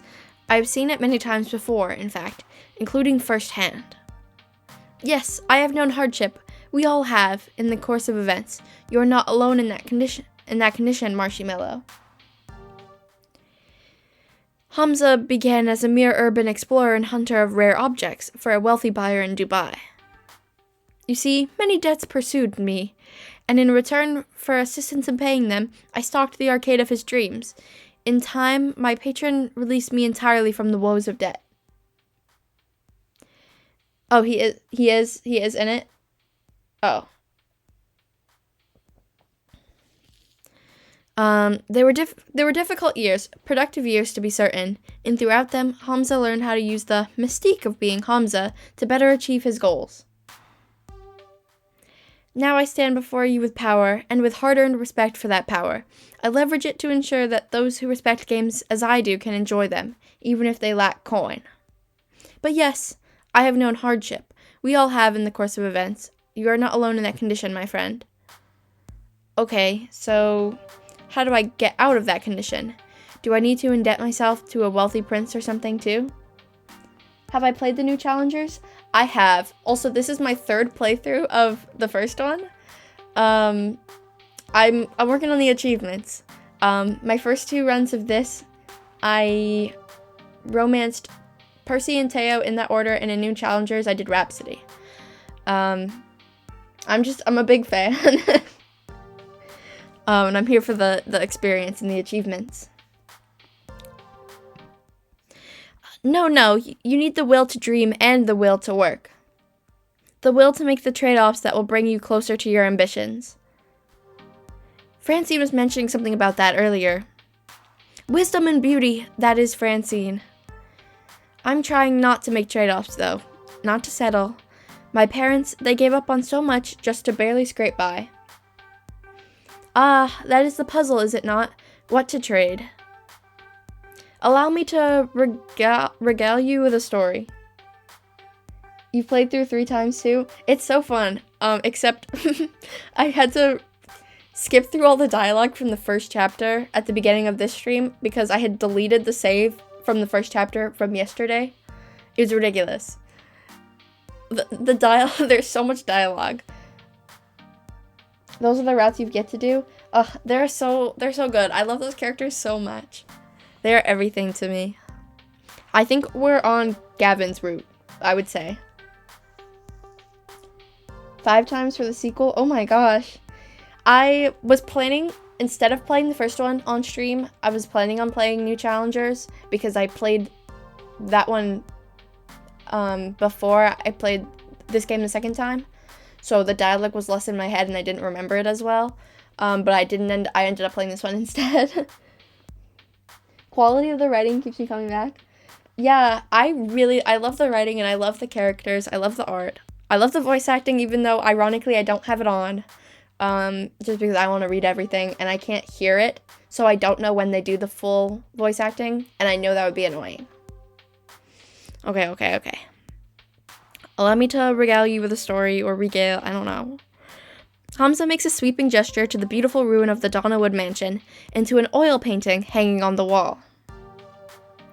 At one time, Donna Michaels was a star on the rise. She had all she could ever desire and indulged in her desires all day long. But so indulgent was she that she failed to maintain the work that brought her there. After her second album didn't meet expectations, she lost interest. For years, she lurked in these walls as a recluse. Recluse? Playing games for hours and hours. Have I played Penny Larceny? I have not, but it's on my wish list. I want to play it. I might, if I get Steam gift cards for Christmas. But I really want to play it. I'm so excited. Rumor has it that she was found dead with her beloved arcade, hands still wrapped around a glowing joystick. She starved to death, lost in a game. I'd say that's ridiculous, but I've seen Percy play for hours and hours at a time. And now, her lost and aimless spirit haunts this very place. Adrift as a ghost in the machine. Too spoopy for me, man. Too spoopy indeed, and obviously a grim fairy tale rather than reality, but I feel there is an important truth buried in the myth.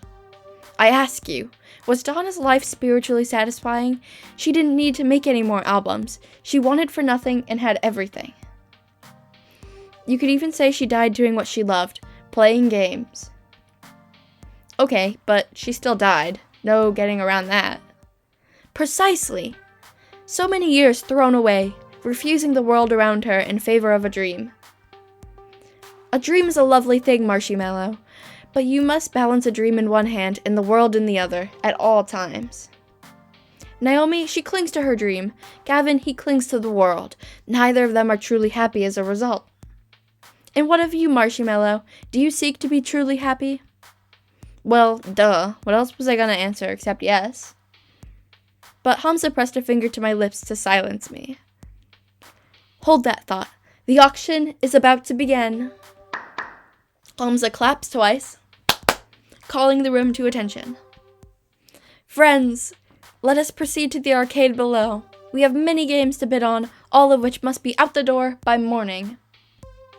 As always, I will accept alternate bids, but test not the patience of Hamza if your bid is not a serious offer. The hours grow short. Any titles which find no takers will go to my own collection, but my hope is to find a happy home for every machine, one which will love and respect these games. He motions for me in particular to follow as the group files downstairs. This way, this way. I think he's gonna clap again. We're up to a 6 clap count for Hamza already. And I love that.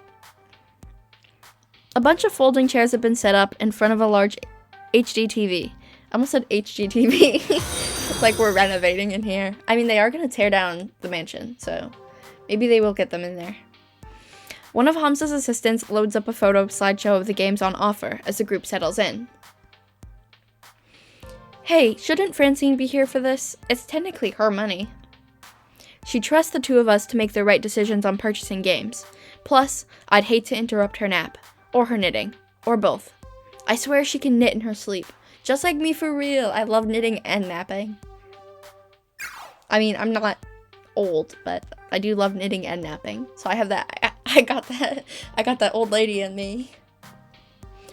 Ooh, I'm just too nervous. I think I'm gonna go browse the games again, see if there are any I missed. It's so dark down here, I could swear I didn't see them at all. And how about you, Marshy? Want to watch the auction with me? Or go help Naomi search the arcade? I'm fine either way. Ultimately, you're only here to help us lug our purchases out the door, so do whatever you like. Thanks, I think. I mean, we have the option. I assume we're going with Gavin, but I'll put it out there into the world on who we want to go hang out with. Sticking with him? Yeah, that's what I thought. Auctioneering sounds fun. Do I get to wave our bidding paddle around? Hamza's auctions are usually a shout-out-loud affair rather than discreetly signaling, but I admire your enthusiasm. I think we admire Gavin's enthusiasm. I settle in next to Gavin on one of the rickety old folding chairs, not quite as posh as the banquet spread above, but hey, it's business time, not indulgence time. Naomi sent me a list of games she wants me to bid on. We argued a bit, but I managed to bring her down to 3 must-haves, and the rest would-be-nices. Needless to say, if the would-be-nices start bidding up, I won't be bothering. Do we have the storage space for the would-be-nices? Well, technically yes. What about the cash? Like I said, only if they don't get driven through the roof. Then maybe keep an open mind, right? Don't forget to see the forest for the trees while looking at the bigger picture, or something. Right. As Francine says, I know. But there are certain hard realities in play. It has begun! I half expect mid-90s techno to start blasting as the slideshow begins, but nope, just pretty photos of old games. Look at these beautiful games! They could be yours, all yours! But before we dive right in, I'd like a moment of recognition for Donna Michaels, whose spirit inhabits these halls. We who are about to rescue her games do so out of respect for her and her passions. May her soul be at peace with her beloved arcade in good hands. I thought he didn't believe in that tall tale. Or is he just being theatrical because that is the way of Hamza? I think it's both. And also, I think it's a good selling point if they're haunted. I think that's pretty cool. Now then, shall we commence the auction, friends? I settle in and wait for Gavin to take an interest in the games on bid. Our next item up for bid. Oh hey, I recognize this. It's Joust, just like the one I moved out to the floor 2 weeks ago. Gavin frowns at his tablet, confused. Why is this on Naomi's must-have list? We already own one of these. The bidding opens at a pittance, a mere $50. Gavin shakes his head, ready to let this slide by. What are we doing, chat? So we've got 2 units side by side would make a good tournament. Or she might want it for replacement parts. Or skipping this one lets us be riskier later, right? What are we doing? Do we want to save our money so Gavin's happy? Do we want to spend our money? And maybe Gavin will like it anyway? I don't know. We got them personality attributes to figure into. So we can calculate how much Gavin likes us. Top? Okay. Hang on. It's a popular enough game, right? It's not a dog, but it's hardly a top earner. Got that dog in it.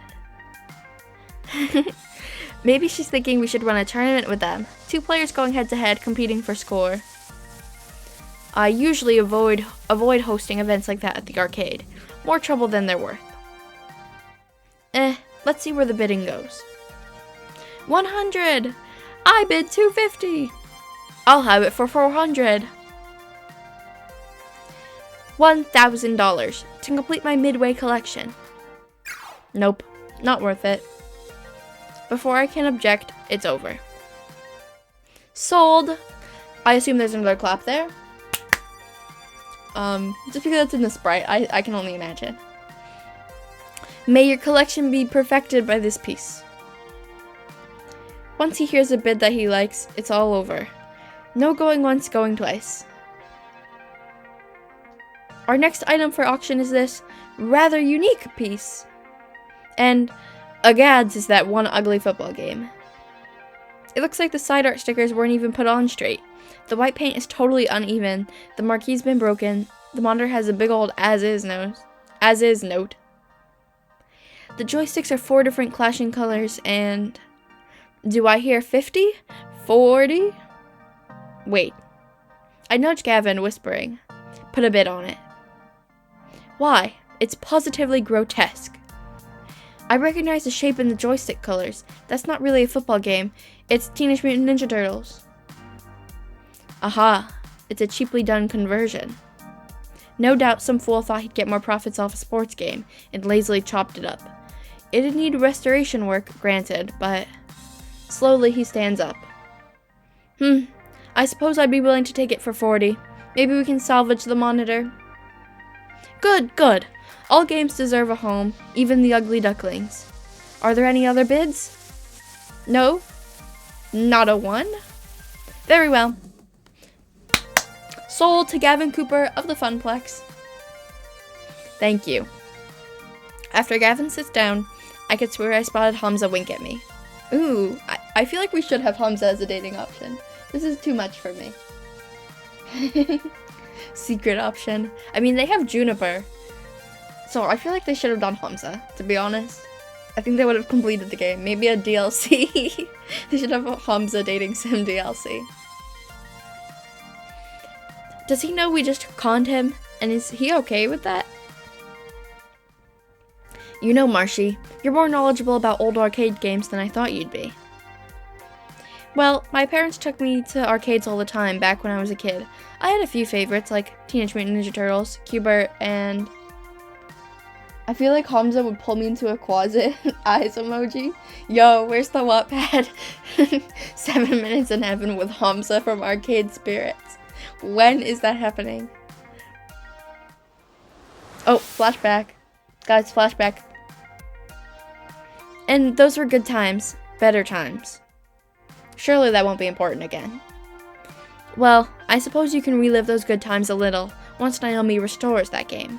You'll write it? Send it to me. During your breaks and after work, please. Yes, sir.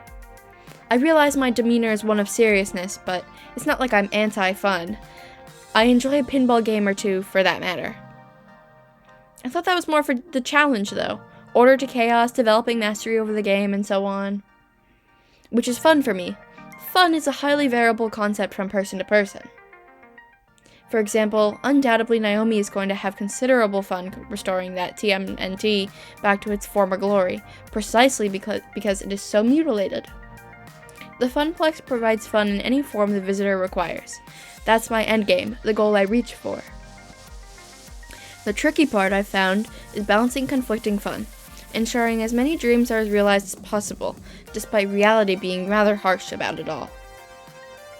We'll need to watch our budget today if we're going to optimize that fun. Do you understand? I was a playtester for Penny and got the game for free. To do the price on Steam, so if you want, just a couple copy of that. Oh, wait. Huh? I'll definitely try and play it. I really want to play it. I think that'll be fun. Because I love the characters. The girl with like the pink outfit, she is so cute from what I saw. I love it. I'm very excited to play it in the future. Okay, did I read this line? We'll need to watch our budget today if we're gonna optimize that fun. Do you understand? I guess being optimal is fun for you. I suppose it is at that. Next, a rare find indeed. What would surely be the jewel of any collector's treasure trove, provided they are discerning collectors who appreciate such splendors. And the next game is a black and white driving game from 1970X. I give you Death Race. Inspired by the movie of the same name and decorated with skulls, it sparked controversy nationwide. I'm having such a hard time talking today. That relic is seriously on Naomi's must-haves list? Absolutely not. Farsight, she's one of my favorites. Oh, that was her name. Yeah, I also... There was the, I don't remember his name, so never mind. I'll just forget I said anything. Your Cannon Run. Yeah, I think it's fun. I also looked at, the computer for one of my friends, because I was like, look at this game. Actually, it's because I was going to play New Challengers originally for another friend. And he was asking if you could date Iris. And I said no, but I was like, well, in this other game you can date the computer, so I present that.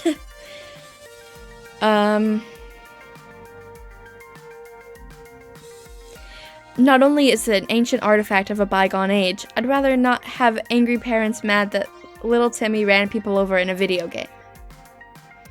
They're gremlins, not humans. Very, very blurry little white blobs of gremlins. Doesn't matter. It won't earn, and earning is critical for a small arcade such as ours. Okay, are we gonna get this game? Our options are, so let's make the Funplex a museum of amusements, or it's a part of history and important to Naomi, or don't we have enough money? We've barely bid.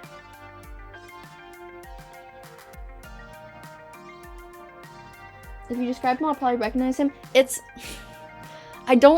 I very vaguely remember what he looks like. He has like the poofy vest. He's very like cringe looking, but I have a soft spot because he reminds me of Warren from Don't Hug Me, I'm Scared, the TV show.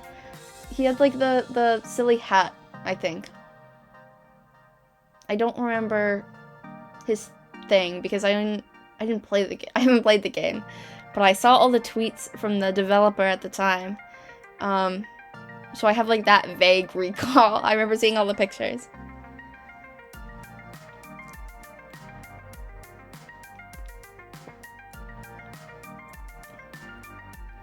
Okay, top. I love the variety we have in the answers. I think it's gonna be like perfectly balanced at the end. Hey, you always complain about how many old games we have. Let's lean into that and open a museum of arcade excellence. Oh, Clout. Yeah. I forgot, but he's so funny looking. I'm a big fan. He is cringe. Yeah. I think he looks like it, and I love that about him. It's very funny to me. We charge admission instead of tokens. Then earnings irrelevant. I'll make little placards and stuff. That means purple is his color. Yeah. He reminds me of Warren from Don't Hug Me, I'm Scared, who was also very cringe. You are kidding, right? Well, I was at first, but actually that's sounding like a cool idea. I am not upending our entire business model because Naomi wants a kitschy relic of the 70Xs. Gadzooks! What a find! I bid 200. 300. No, 500. Fine. 5. We have 5. Do we have any numbers above that? No? Sold. I think that's 12 claps now. I just keep adding them in. I actually wrote my first fanfics about him. Interesting. Yeehaw! I didn't see that there. This is for the best. Trust me. We haven't got any games, have we?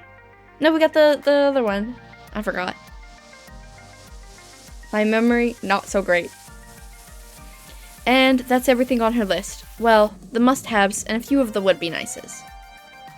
Now to sit and wait while Hamza grinds his way through the rest of the stock. We can't start moving games out until the auction's complete. Good. Gavin seems to be pleased with how things are going. I can almost see the hints of a suggestion of the possibility of a smile. When does he smile? He does look like he's almost smiling. That's true. They did a good job with that. I have to say, Marshy, I'm glad for your support today, which is honestly surprising, as ordinarily, I'm perfectly happy to be working alone. Sticking with me through the den of vipers and the auction itself, you've shown character. Don't think I haven't noticed. Senpai noticed me? Ah! I haven't seen that before. Or haven't noticed it. I don't know if some of these things are because we turned the flirty first impressions on, but it is so funny. Okay, don't blow up, Marshy. Here's your shot. Yes. OMG, Senpai noticed you for real. Oh, important decision. Okay. Do we say, just doing my job, happy to help you get through today, or I think we work well together, and maybe we could be something more, points fingers together? I added that part, but that's what's happening. I don't know why I'm asking about which one word we're going with here. I mean, we could be subtle, I guess. But what's the fun in that? We need the abundance of Gavin points. Oh, that might be too fast. I don't know. We did accidentally scrap our normal run where we weren't going too fast. So I don't know. Maybe this is the speed run.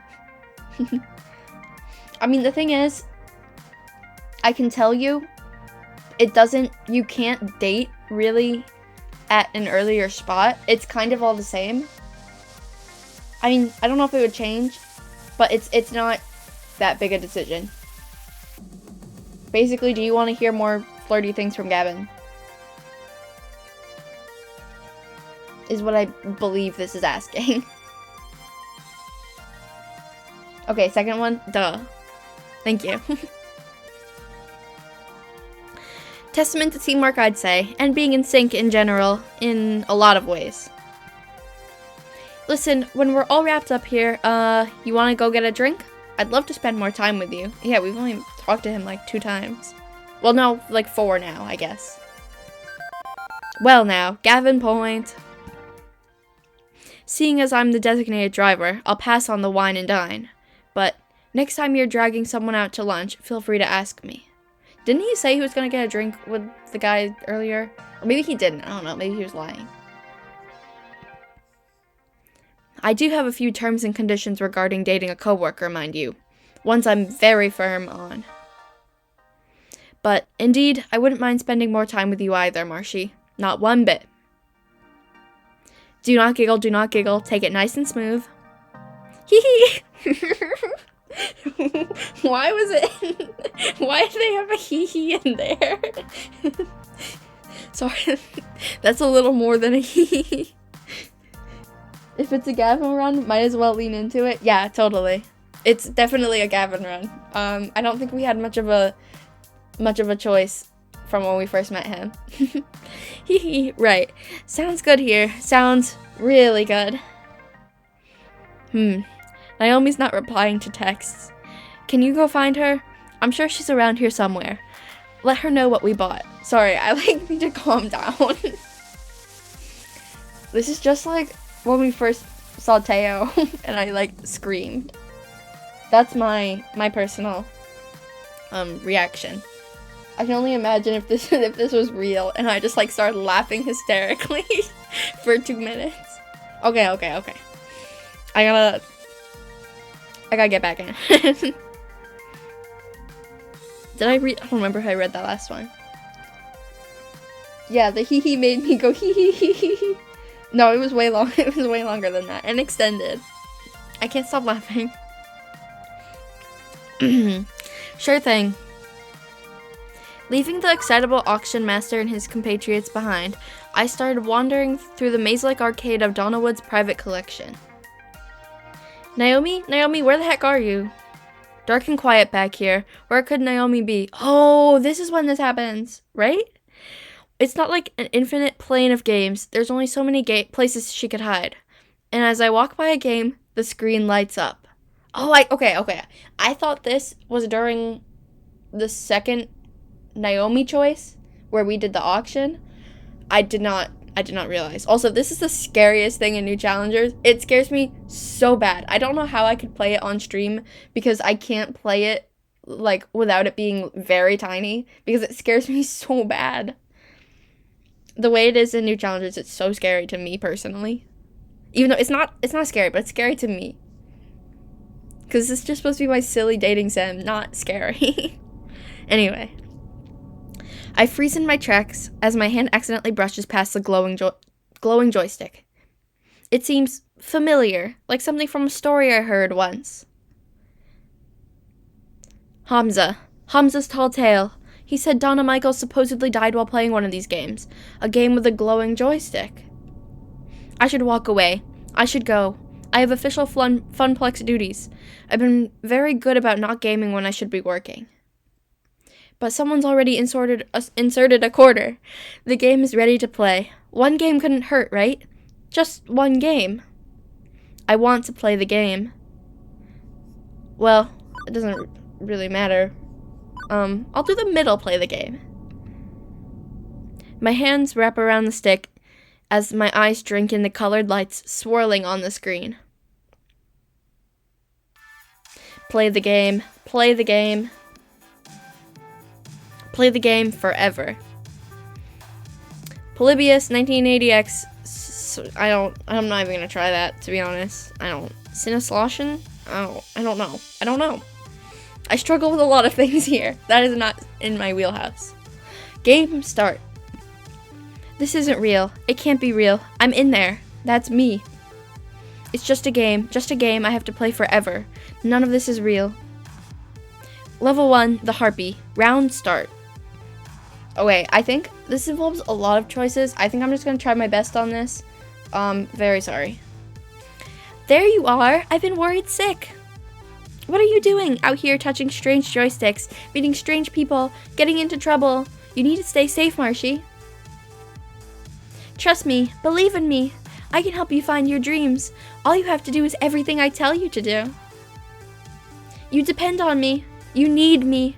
And you'll always depend on me. Always need me. I'll see to it by making sure I control everything in your life. For your own good. Harpy uses overprotective. It's super effective. That hurt. It really hurt. I'll hide the truth from you. I'll keep you away from every chance you have to better yourself. I won't let you leave me. You always need me. I got it right. That's crazy. I mean, also, it took me like 30 seconds to like prepare to say it. It's not real. It's not real. Oh, you think Grace says the name in New Challengers so people know how to pronounce it? Oh, well, I wouldn't. I last played it in May, so I would not remember. Harpy used Yandere. It's super terrifying. Ow! Juniper, stop it, please. You agreed I was right to hide that job opportunity at my office from you. I was right. Everything is fine. You'll never doubt me again, right? And if you do, I'll beat you until you understand. The game. I have to win the game. I get this feeling that if I don't win, I'll never get out of here. Something's wrong. I know Juniper's not a control freak. This isn't like her. Current health, 100. Action? Refuse to believe, I think makes most sense. This is ridiculous. This isn't real. And this isn't you, Juniper. I know how much of a... I know how bad I am for saying this, but you're not competent enough to be a calculating mastermind trying to keep me from dangling from your leash. You're just too open, too honest, and too clumsy to pull off something like that. I know you. I've always known you.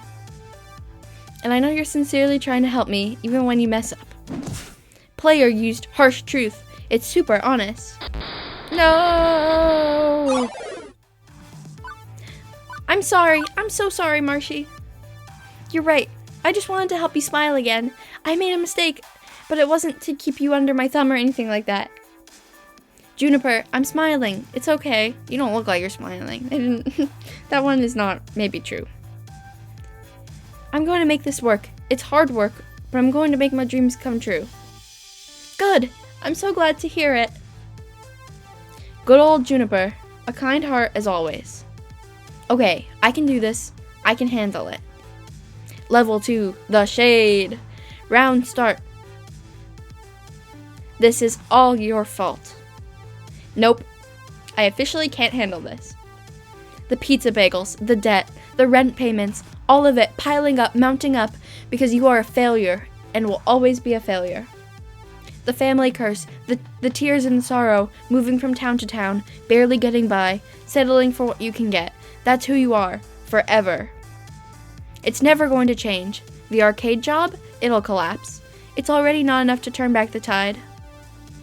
Inevitably, the arcade will close, bought out by Dekonami, and you'll be jobless, homeless, ruined, just like you deserve to be. This is harsh. For real. Shade used depression. It's super unfortunate.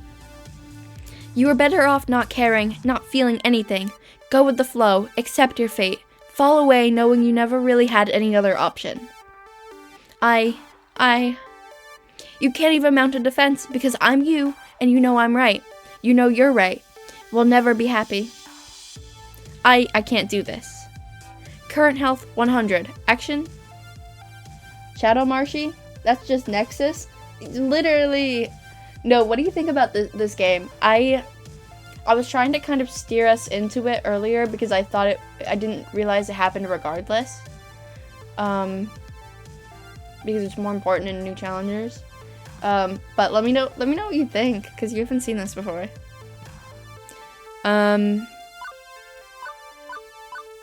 We will attack the Shade. I don't know. Rearing back, I launch an attack, pouring all my rage into the strike.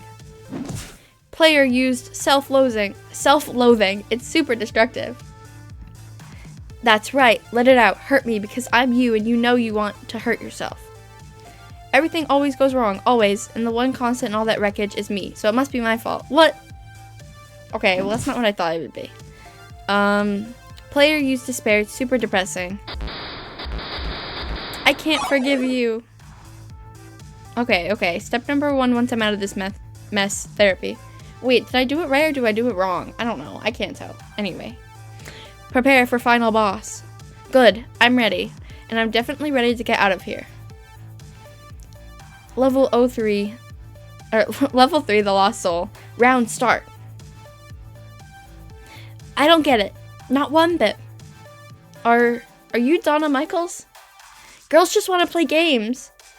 Can you lose this? I don't know is the thing, because I don't think so. But you have health, and I don't know, like, if you lose a third of it. Like, I don't know. I'm just too good. I'm too good a gamer. I can't lose. So, I don't know, unfortunately. I just wanted to be happy. I made a place where I could be happy forever. Walked inside, then locked the door and threw away the key. I got what I wanted. I was happy. I didn't struggle. I didn't try. I didn't do anything more than I had to do. Just like you. How does she know? Like me? I'm not a billionaire pop princess. You don't know me. Maybe I am.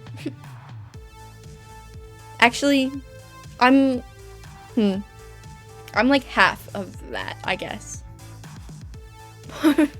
I'm a broke amateur idol. So I don't know. That's close enough. Neither was I. Nobody liked my second album. I wasn't meant to be a star, so I gave up. I was okay taking the money and running. You could do the same. Maintain, eat the pizza bagels, do everything that's asked of you. Let Juniper continue to float the rent. You're in a good place. You could stay here. You could let go. Play games forever. Be happy. No ambition, no hope, no need. You'll be fine. You'll be safe. Go with the flow. Go with the flow. She's so fierce, by the way. What an outfit. Ever since my little lunch date, something's been bugging me. Maybe now I know what that is. Why did I ask to replace Ashley on this trip? I didn't have to. They didn't ask me to. Why did I do it? Because this isn't enough. Being an arcade floor attendant isn't enough. Living hand to mouth isn't enough. Good. Quit your job. Quit and become like me. Lose yourself in the games. Oh, I'm not quitting. That's not what I meant at all. Hello, Alacactus Nation. Hello, Wee Wee Johnson. We're in Chapter 2. We're in a very strange part of the game, where you're inside a game. I want to fight. Current health 60. Oh, so I did lose. Okay. Action? No, I'm not fighting her. That's not what I meant either. Okay. You can choose this one. If I can make the arcade thrive, I'll thrive. Or, I will turn the Funplex into a palace of fun. Or, my friends have supported me, I'll support them. Or, I had no real ambition before, but I'm ready to step up. Or, there has to be more than this, right? Right? What are we feeling, chat?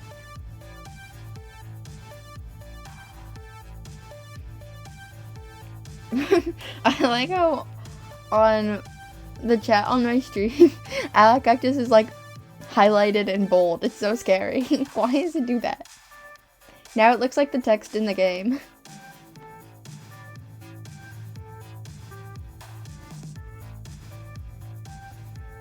What do we feel like choosing?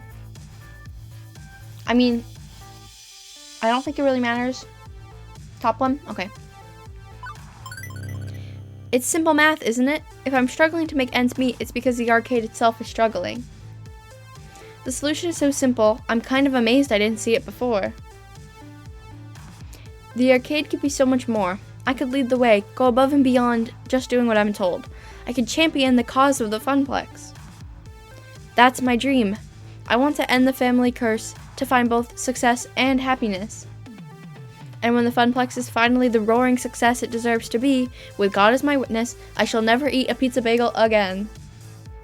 But you can have it anytime. But the glitchy shade just looks at me with confusion.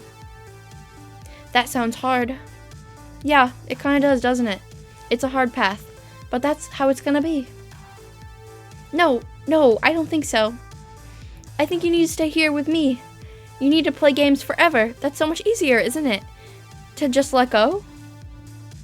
I can make you see. I can keep you here, drag you down, tear you apart. I eye my health bar nervously. I made a few false steps, and it's dropped a bit. Okay, well, I'm sorry I didn't do the thing right. Plus, I don't think Polybius is happy that I'm not giving in. I can't risk a fight with Donna in this state. I need to get out of here. Or, do I want to risk it all and try and save Donna too? I don't know if we could... I don't know what would happen if we lost. So, chat, what are we gonna do? We do have 60 health. We're not at 30. It could be worse. So what are we feeling? Save Donna. Yeah, great. This is risky as heck, but nobody deserves to be trapped inside a video game forever. Assuming I'm not just wildly hallucinating based on Hamza's spooky story taking root in my mind and none of this is actually real in the slightest. Donna, I'm not staying, and you don't have to either. Glam Queen needs to escape digital hell, or more like the digital purgatory. Yeah, You can't really lose? Oh, okay. Well, I've always just been so good that I've never had lost health. But I apparently I didn't do it right. Polybius is making you feel this way. It's taking advantage of you, leveraging your depression. I know because I've been why do they keep using this word? I don't know how to pronounce it and I don't know what it means. I've been mired in depression too, and I know if I can beat it, so can you. This just proves I need a dictionary. Nobody wanted me. They hated the second album. They moved on. Why not play games forever? Why not lock the door behind me? Nobody cared. Nobody cares. Okay. I'm saying it right. It doesn't feel right. But also, nothing feels right. I have no idea what I'm saying. Okay, options. Naomi cares and I care. Or screw 'em, haters gonna hate. Or are you tired of this game yet? Mired means like stuck, ensnared. Yeah, I get that from context clues. I've just never seen that word outside of the several times they have used it in the first 2 chapters of this game. It's ridiculous. Last one? Great. Okay, girls just want to play games, I get it. But this game, it's barely even a game. You've been stuck in here for so long, aren't you bored yet? Your life was cut short by Polybius before you could enjoy all the games you wanted to. It doesn't have to be over. Please. ...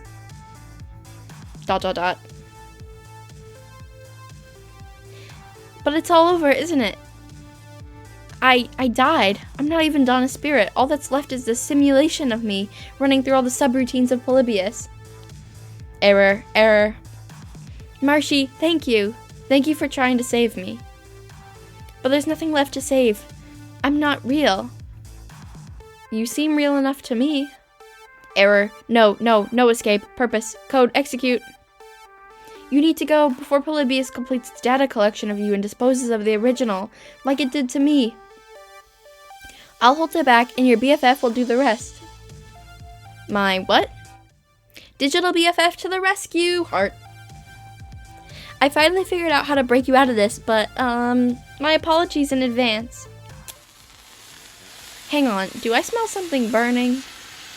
No escape, erase Donna, replace with new player, erase. She's fading but smiling all the same.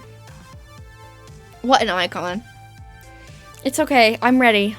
Go out there and fight for your dreams, Marshy. Don't give up, no matter what. I saved her as best as I could. At least she escaped in her own way. Also, something smells like bacon and I'm in a lot of pain. As my consciousness snaps back, my hand releases the joystick immediately. Also, my pants are on fire. On instinct, I kick off my shoes and yank my jeans down, getting rid of them as fast as possible. Stamping on them, I quickly put out the flames, leaving only smoldering denim. Not the denim. And the melted remains of my phone. Iris! Oh no! She sacrificed herself to save my life. Typical Marshy move. Wait, no, she lives in the cloud. She'll be totally fine. Still, I'm out of phone, and possibly have first-degree burns. And I'm backing the heck away from that demonic video game as fast as possible. Then Gavin walks in and I have a lot to explain. Yeah, well, he is there. So, and Naomi is probably there too. So, good times. Quickly, I rush towards the sound of people talking to catch up with Gavin. Gavin! Ah, there you are. Did you find Naomi? The auction's nearly over. Wait, where are your pants? Isn't this a bit too soon? Not important right now. You need to put a bid down on the game called Polybius so we can destroy it before it hurts anyone else. What? Look, it's a long story and we may not have much time, so... If you wanted that game, whatever it is, you should have put it on the wish list. They're bidding on it now. What? Sold one rare Polybius prototype for an undisclosed sum to an undisclosed bidder. The woman who hadn't said anything all night long, nods. Give me a second. The woman who hadn't said anything all night long nods her head in appreciation, still expressionless. Thank you for your cooperation. 2 similarly dressed men in black rise from their chairs, departing with the woman, presumably to go box up the game and put it in Warehouse 13 or something. But Hamza, wait, you can't. Hamza's hands are tied. It's fine, she's with the FBI. Yeah, true. All sales are final. This one in particular is extremely final. Hamza does not seek to cross federal authorities. Yeah, I'm thinking maybe I should let this one go too. And honestly, the sooner I forget about it, the better. Especially if I don't want to be renditioned to a black site prison in an undisclosed location. I feel the need to emphasize that you aren't wearing any pants. Yeah, my phone caught on fire while it was in my pocket. See, this is why I don't like smartphones. They're privacy invasive, overly expensive, and occasionally combustible. An unfortunate incident indeed, but as a hospitable host, my course is clear. Hamza shall provide you with his pants. Of course. That is extremely not necessary. Fortunately. I should have waited. Rather than whipping off his trousers right then and there, Hamza summons one of his helpers with a clap, who provides a spare pair. Of course he would. Yeah, well, this is part of the fanfiction, obviously. Why do you just have pants on demand? Not the important questions. In my line of work, one must be prepared for all eventualities. Now, an apology for being unable to provide you with the game you sought. Perhaps Hamza can offer you something special in recompense? My friends, the final 3 games for auction. All rare, all special, all highly sought after by collectors and operators alike.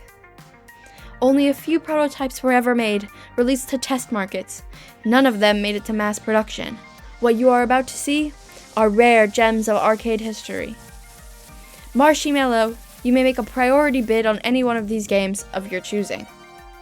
A glance at Gavin, who's shaking his head lightly, confirms we are officially out of bidding power. Not that I really care. I think we care, because we care about Gavin's, happiness. I can't think of any obscure games I'd really want to add to the Funplex, but better to accept Hamza's apology and take a gander at them. Sure, let's see them. And with a click of a slide, I see... Behold, Phrase Invaders, Wyvern Keep, and Zombie Meltdown, all in mint condition.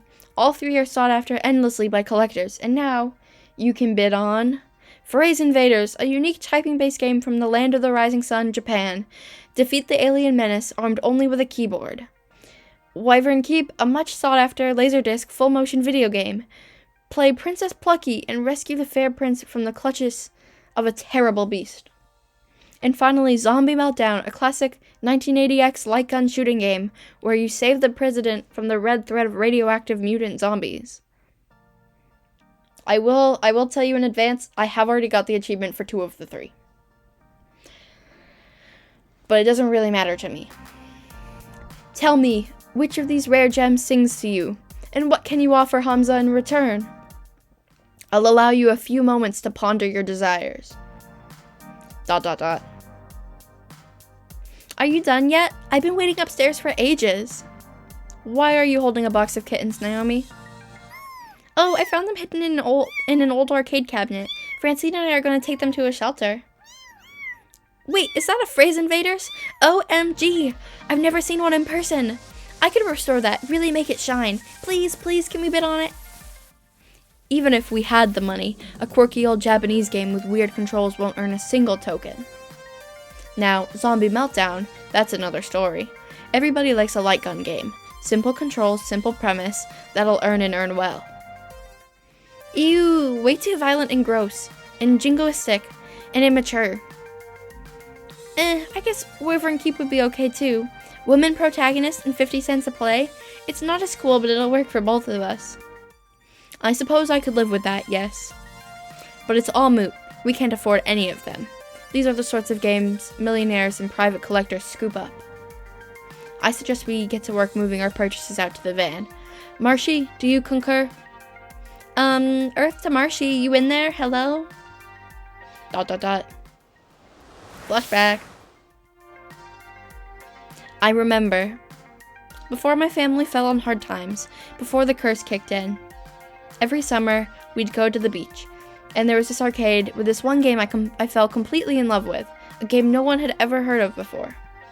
Yes, I remember now. Hamza, I've come to bargain. Oh ho! I see fire in your eyes, Marshmallow. Most impressive. Speak your desires for all to hear. The game I remember so fondly was... Okay. Chat, what game are we picking? The only one I haven't done so far is Phrase Invaders. But if we're going with the Gavin route, then Zombie Meltdown is the one he wants. But also the middle one that I can't pronounce right is the most safe option for everyone. So what do we think?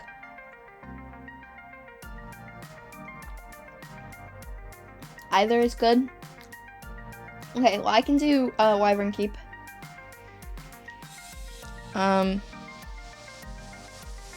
Okay. Are you sure? Or do you want to do Zombie Meltdown for Gavin? For our Blorbo. Our main man. The star of the show.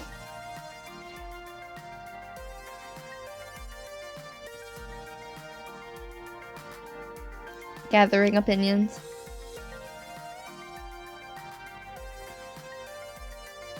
I think when I do my Naomi run, I'll probably do Phrase Invaders. We'll do Zombie Meltdown, just because I can pronounce it better. Of course, how could I have forgotten? I was clumsy with the plastic gun at first, but after countless tokens sunk into the game, I became a crack shot. Soon enough, I'd become a bad enough dude to save the president. I could clear the whole game on a single token. Those were good years, good memories before the sorrows drowned them out. I wish to make a bid for Zombie Meltdown. A solid title and a solid choice. Ew, well, okay. But I guess it doesn't matter. We can't afford such a rare and valuable game. Interesting. I can see the passion you have for this game, my friend. But the world demands its toll. What will you bid to obtain the game of your dreams, I wonder? Consider this the final lesson of Hamza. What will you trade to realize your ambitions? What do you hold in equal value to them? Show Hamza what you have on offer, my friend. Show him the value you hold within your spirit, and perhaps fortune will smile upon you this day, rather than cursing your name. Alternative bids. I remember Gavin mentioning that Hamza would accept things other than money if they tickled his fancy. I have one shot at this. I can't, not try. He's an emotional guy and expects an emotional response. Puss! Marshy, I'm over here now. Why is my phone calling out to you exactly? And that doesn't sound like my Iris. Now, seriously? Hamza, hold that thought. Gavin, can I borrow your phone for a second? Perhaps too confused to offer resistance, Gavin passes me his phone. I turn my back and begin a heated exchange of whispers. Thanks for saving me by burning my pants, but this is not a good time, Iris.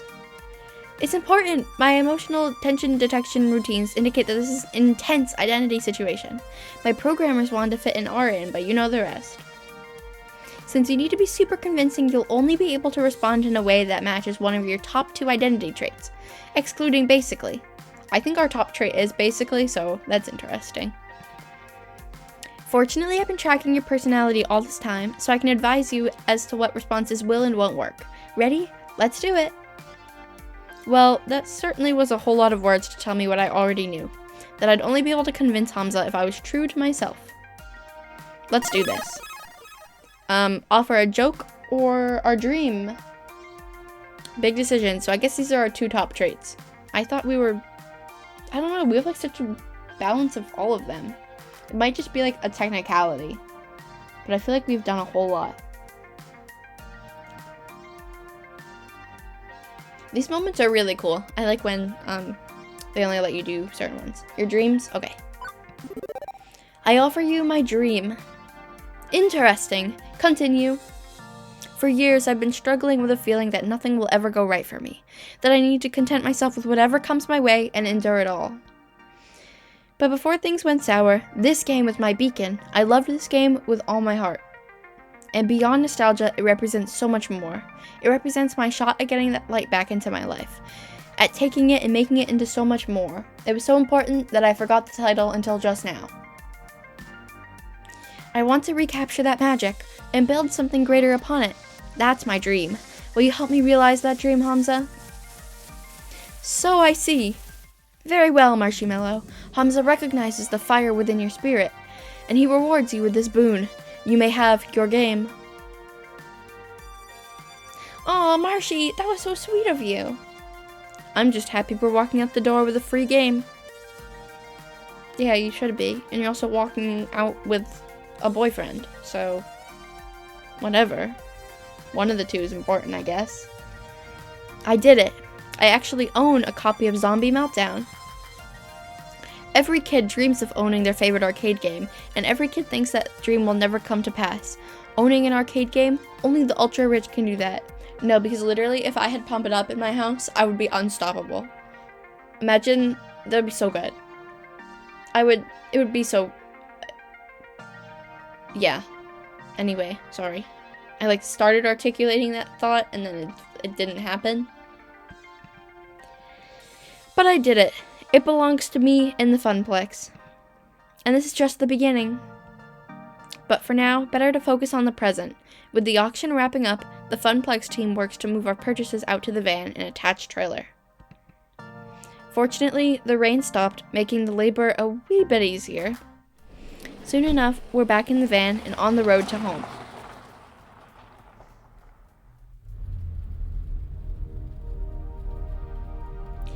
Hey Gavin, here's your phone back. Appreciated. Also, I've made a decision. I'd like to do more for the arcade. You want more work shifts? I'd have to balance that out against Ashley's needs.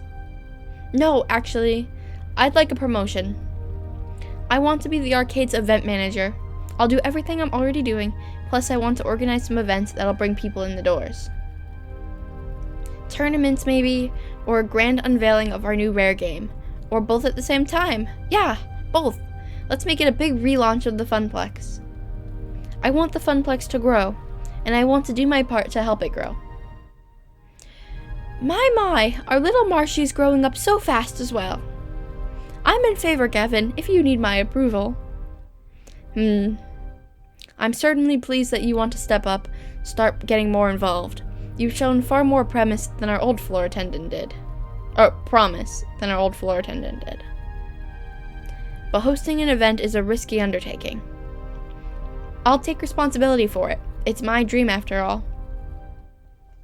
I like the idea, and Gavin, more players means more tokens, means more revenue, means more games. Maybe even expanding the Funplex or opening a second location. Let's not get too ahead of ourselves. But I'll admit, I like the idea as well. Very well. Marshy, if you can make the numbers in my spreadsheets less dire, you'll have earned this promotion. This is my chance. I'm done going with the flow. I'm done assuming the family curse will always keep me pulled back down to the depths. New Marshy, new Funplex, new dream. Oh hey, I promised you some Donna Michaels, didn't I? Gavin, I'm pairing up the audio now. Turn the music up. As the van speeds on into the night and a lost soul sings of games and fun, everything is as it should be.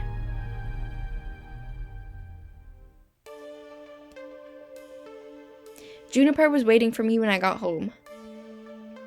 She was worried I might be mad over what happened this morning, but how can I be after everything that happened today? I need to move forward, past missed opportunities and towards the opportunities I'm making for myself. I also had another surprise waiting for me, a brand new phone all wrapped up in shiny plastic packaging. After activating it and reinstalling all my apps, I loaded up Iris and logged in with my account. She was right there waiting for me in the cloud. You really scared me back there. It was like you were in a trance. Despite the warm feelings over how the night ended, one thing is still eating at me. Iris, what was Polybius exactly? It was an actual factual technology that simulated being alive. Like you. True, I'm a very sophisticated and adorable simulation, am I not? I get the feeling there are things you aren't telling me. You're constantly invading my privacy, you're far more powerful than a free app should be. And apparently you can overload my phone battery and make it explode, which is worrying to say the least. But I did it for your own good, to save you. Juniper also thought she was acting for my own good when she didn't tell me about the job. Even if she was right, it was still wrong. And I've accepted her apology. So where does that leave you and I? I'd like us to be more honest with each other. Honest with the AI. The voice in my phone lets out a little digital sigh.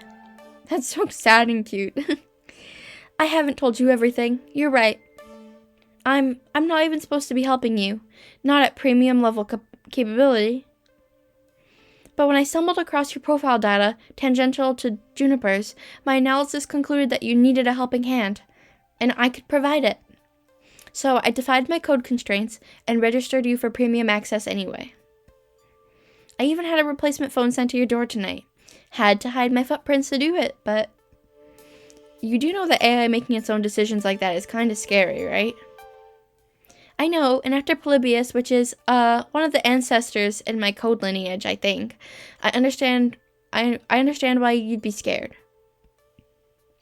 Give me a chance to prove that I just want to help. You've got a big arcade event coming up, right? I'm the digital assistant. I was literally made for this sort of thing. Together we can make the Funplex soar. What do you say? Okay, but only if we're totally honest with each other. Thank you for trusting me. Now, you need your rest, and I should get back to keeping a low profile. Sweet dreams, Marshy. What do you think Marshy's dreaming about? I would say Gavin. Or Hamza. Or both at the same time. I don't know. It's not my dream. Risks and chances, daring to dream. I could have walked away from it all, taken the easy path, like Donna did. But even with a questionable pocket AI and the heavy task ahead of me to make a tiny arcade into something grand, I was ready. It was time to take it to the next level.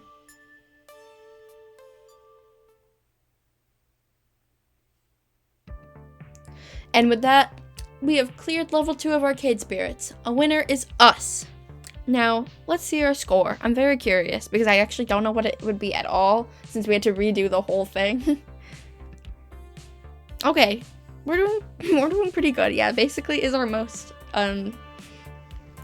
traded trait.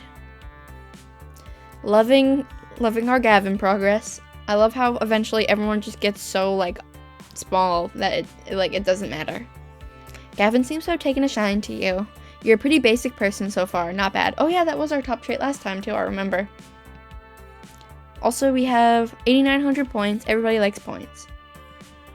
Today's pizza fact is, of the 31,386 pizza places in the States, roughly 83% offer delivery, 91% offer takeout, and 51% offer dine-in services. I would definitely like to save our game, and hopefully I won't delete it next time. Okay.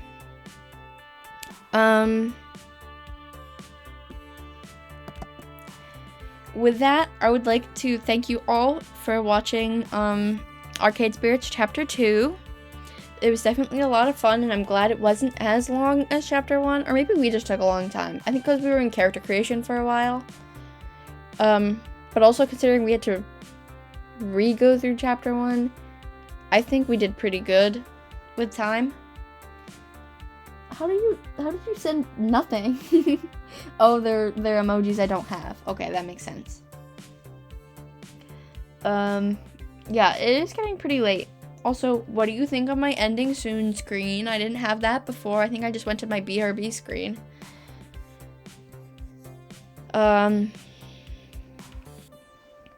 Yeah, is that not the Moya emoji? No. Oh, you like it? Yeah, it's a remix of my starting soon screen. I just made it darker for night times. But I think it adds more class.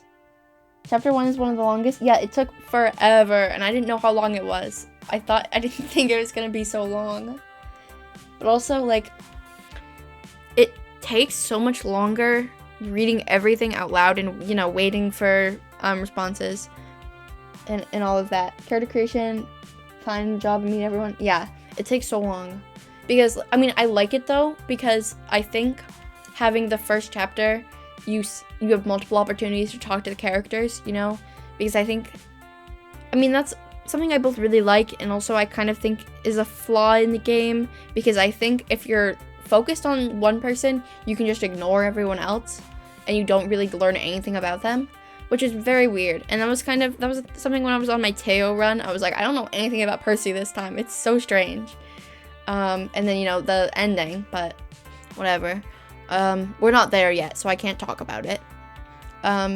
It'll make me sad. Maybe. But we'll see.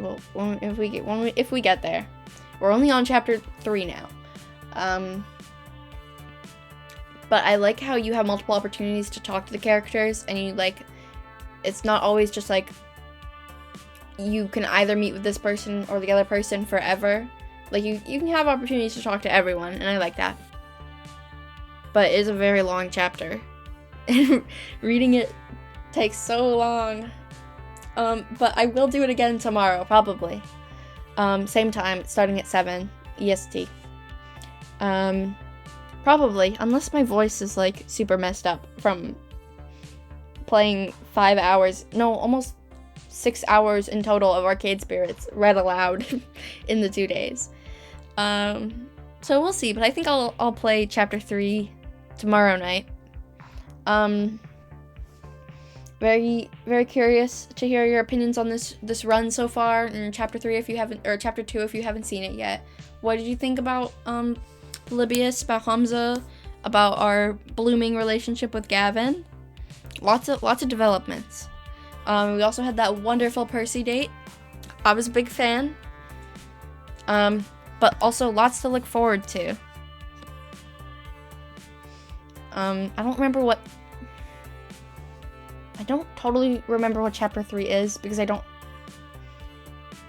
I think I know, but it's the same way I thought I knew, and I was right.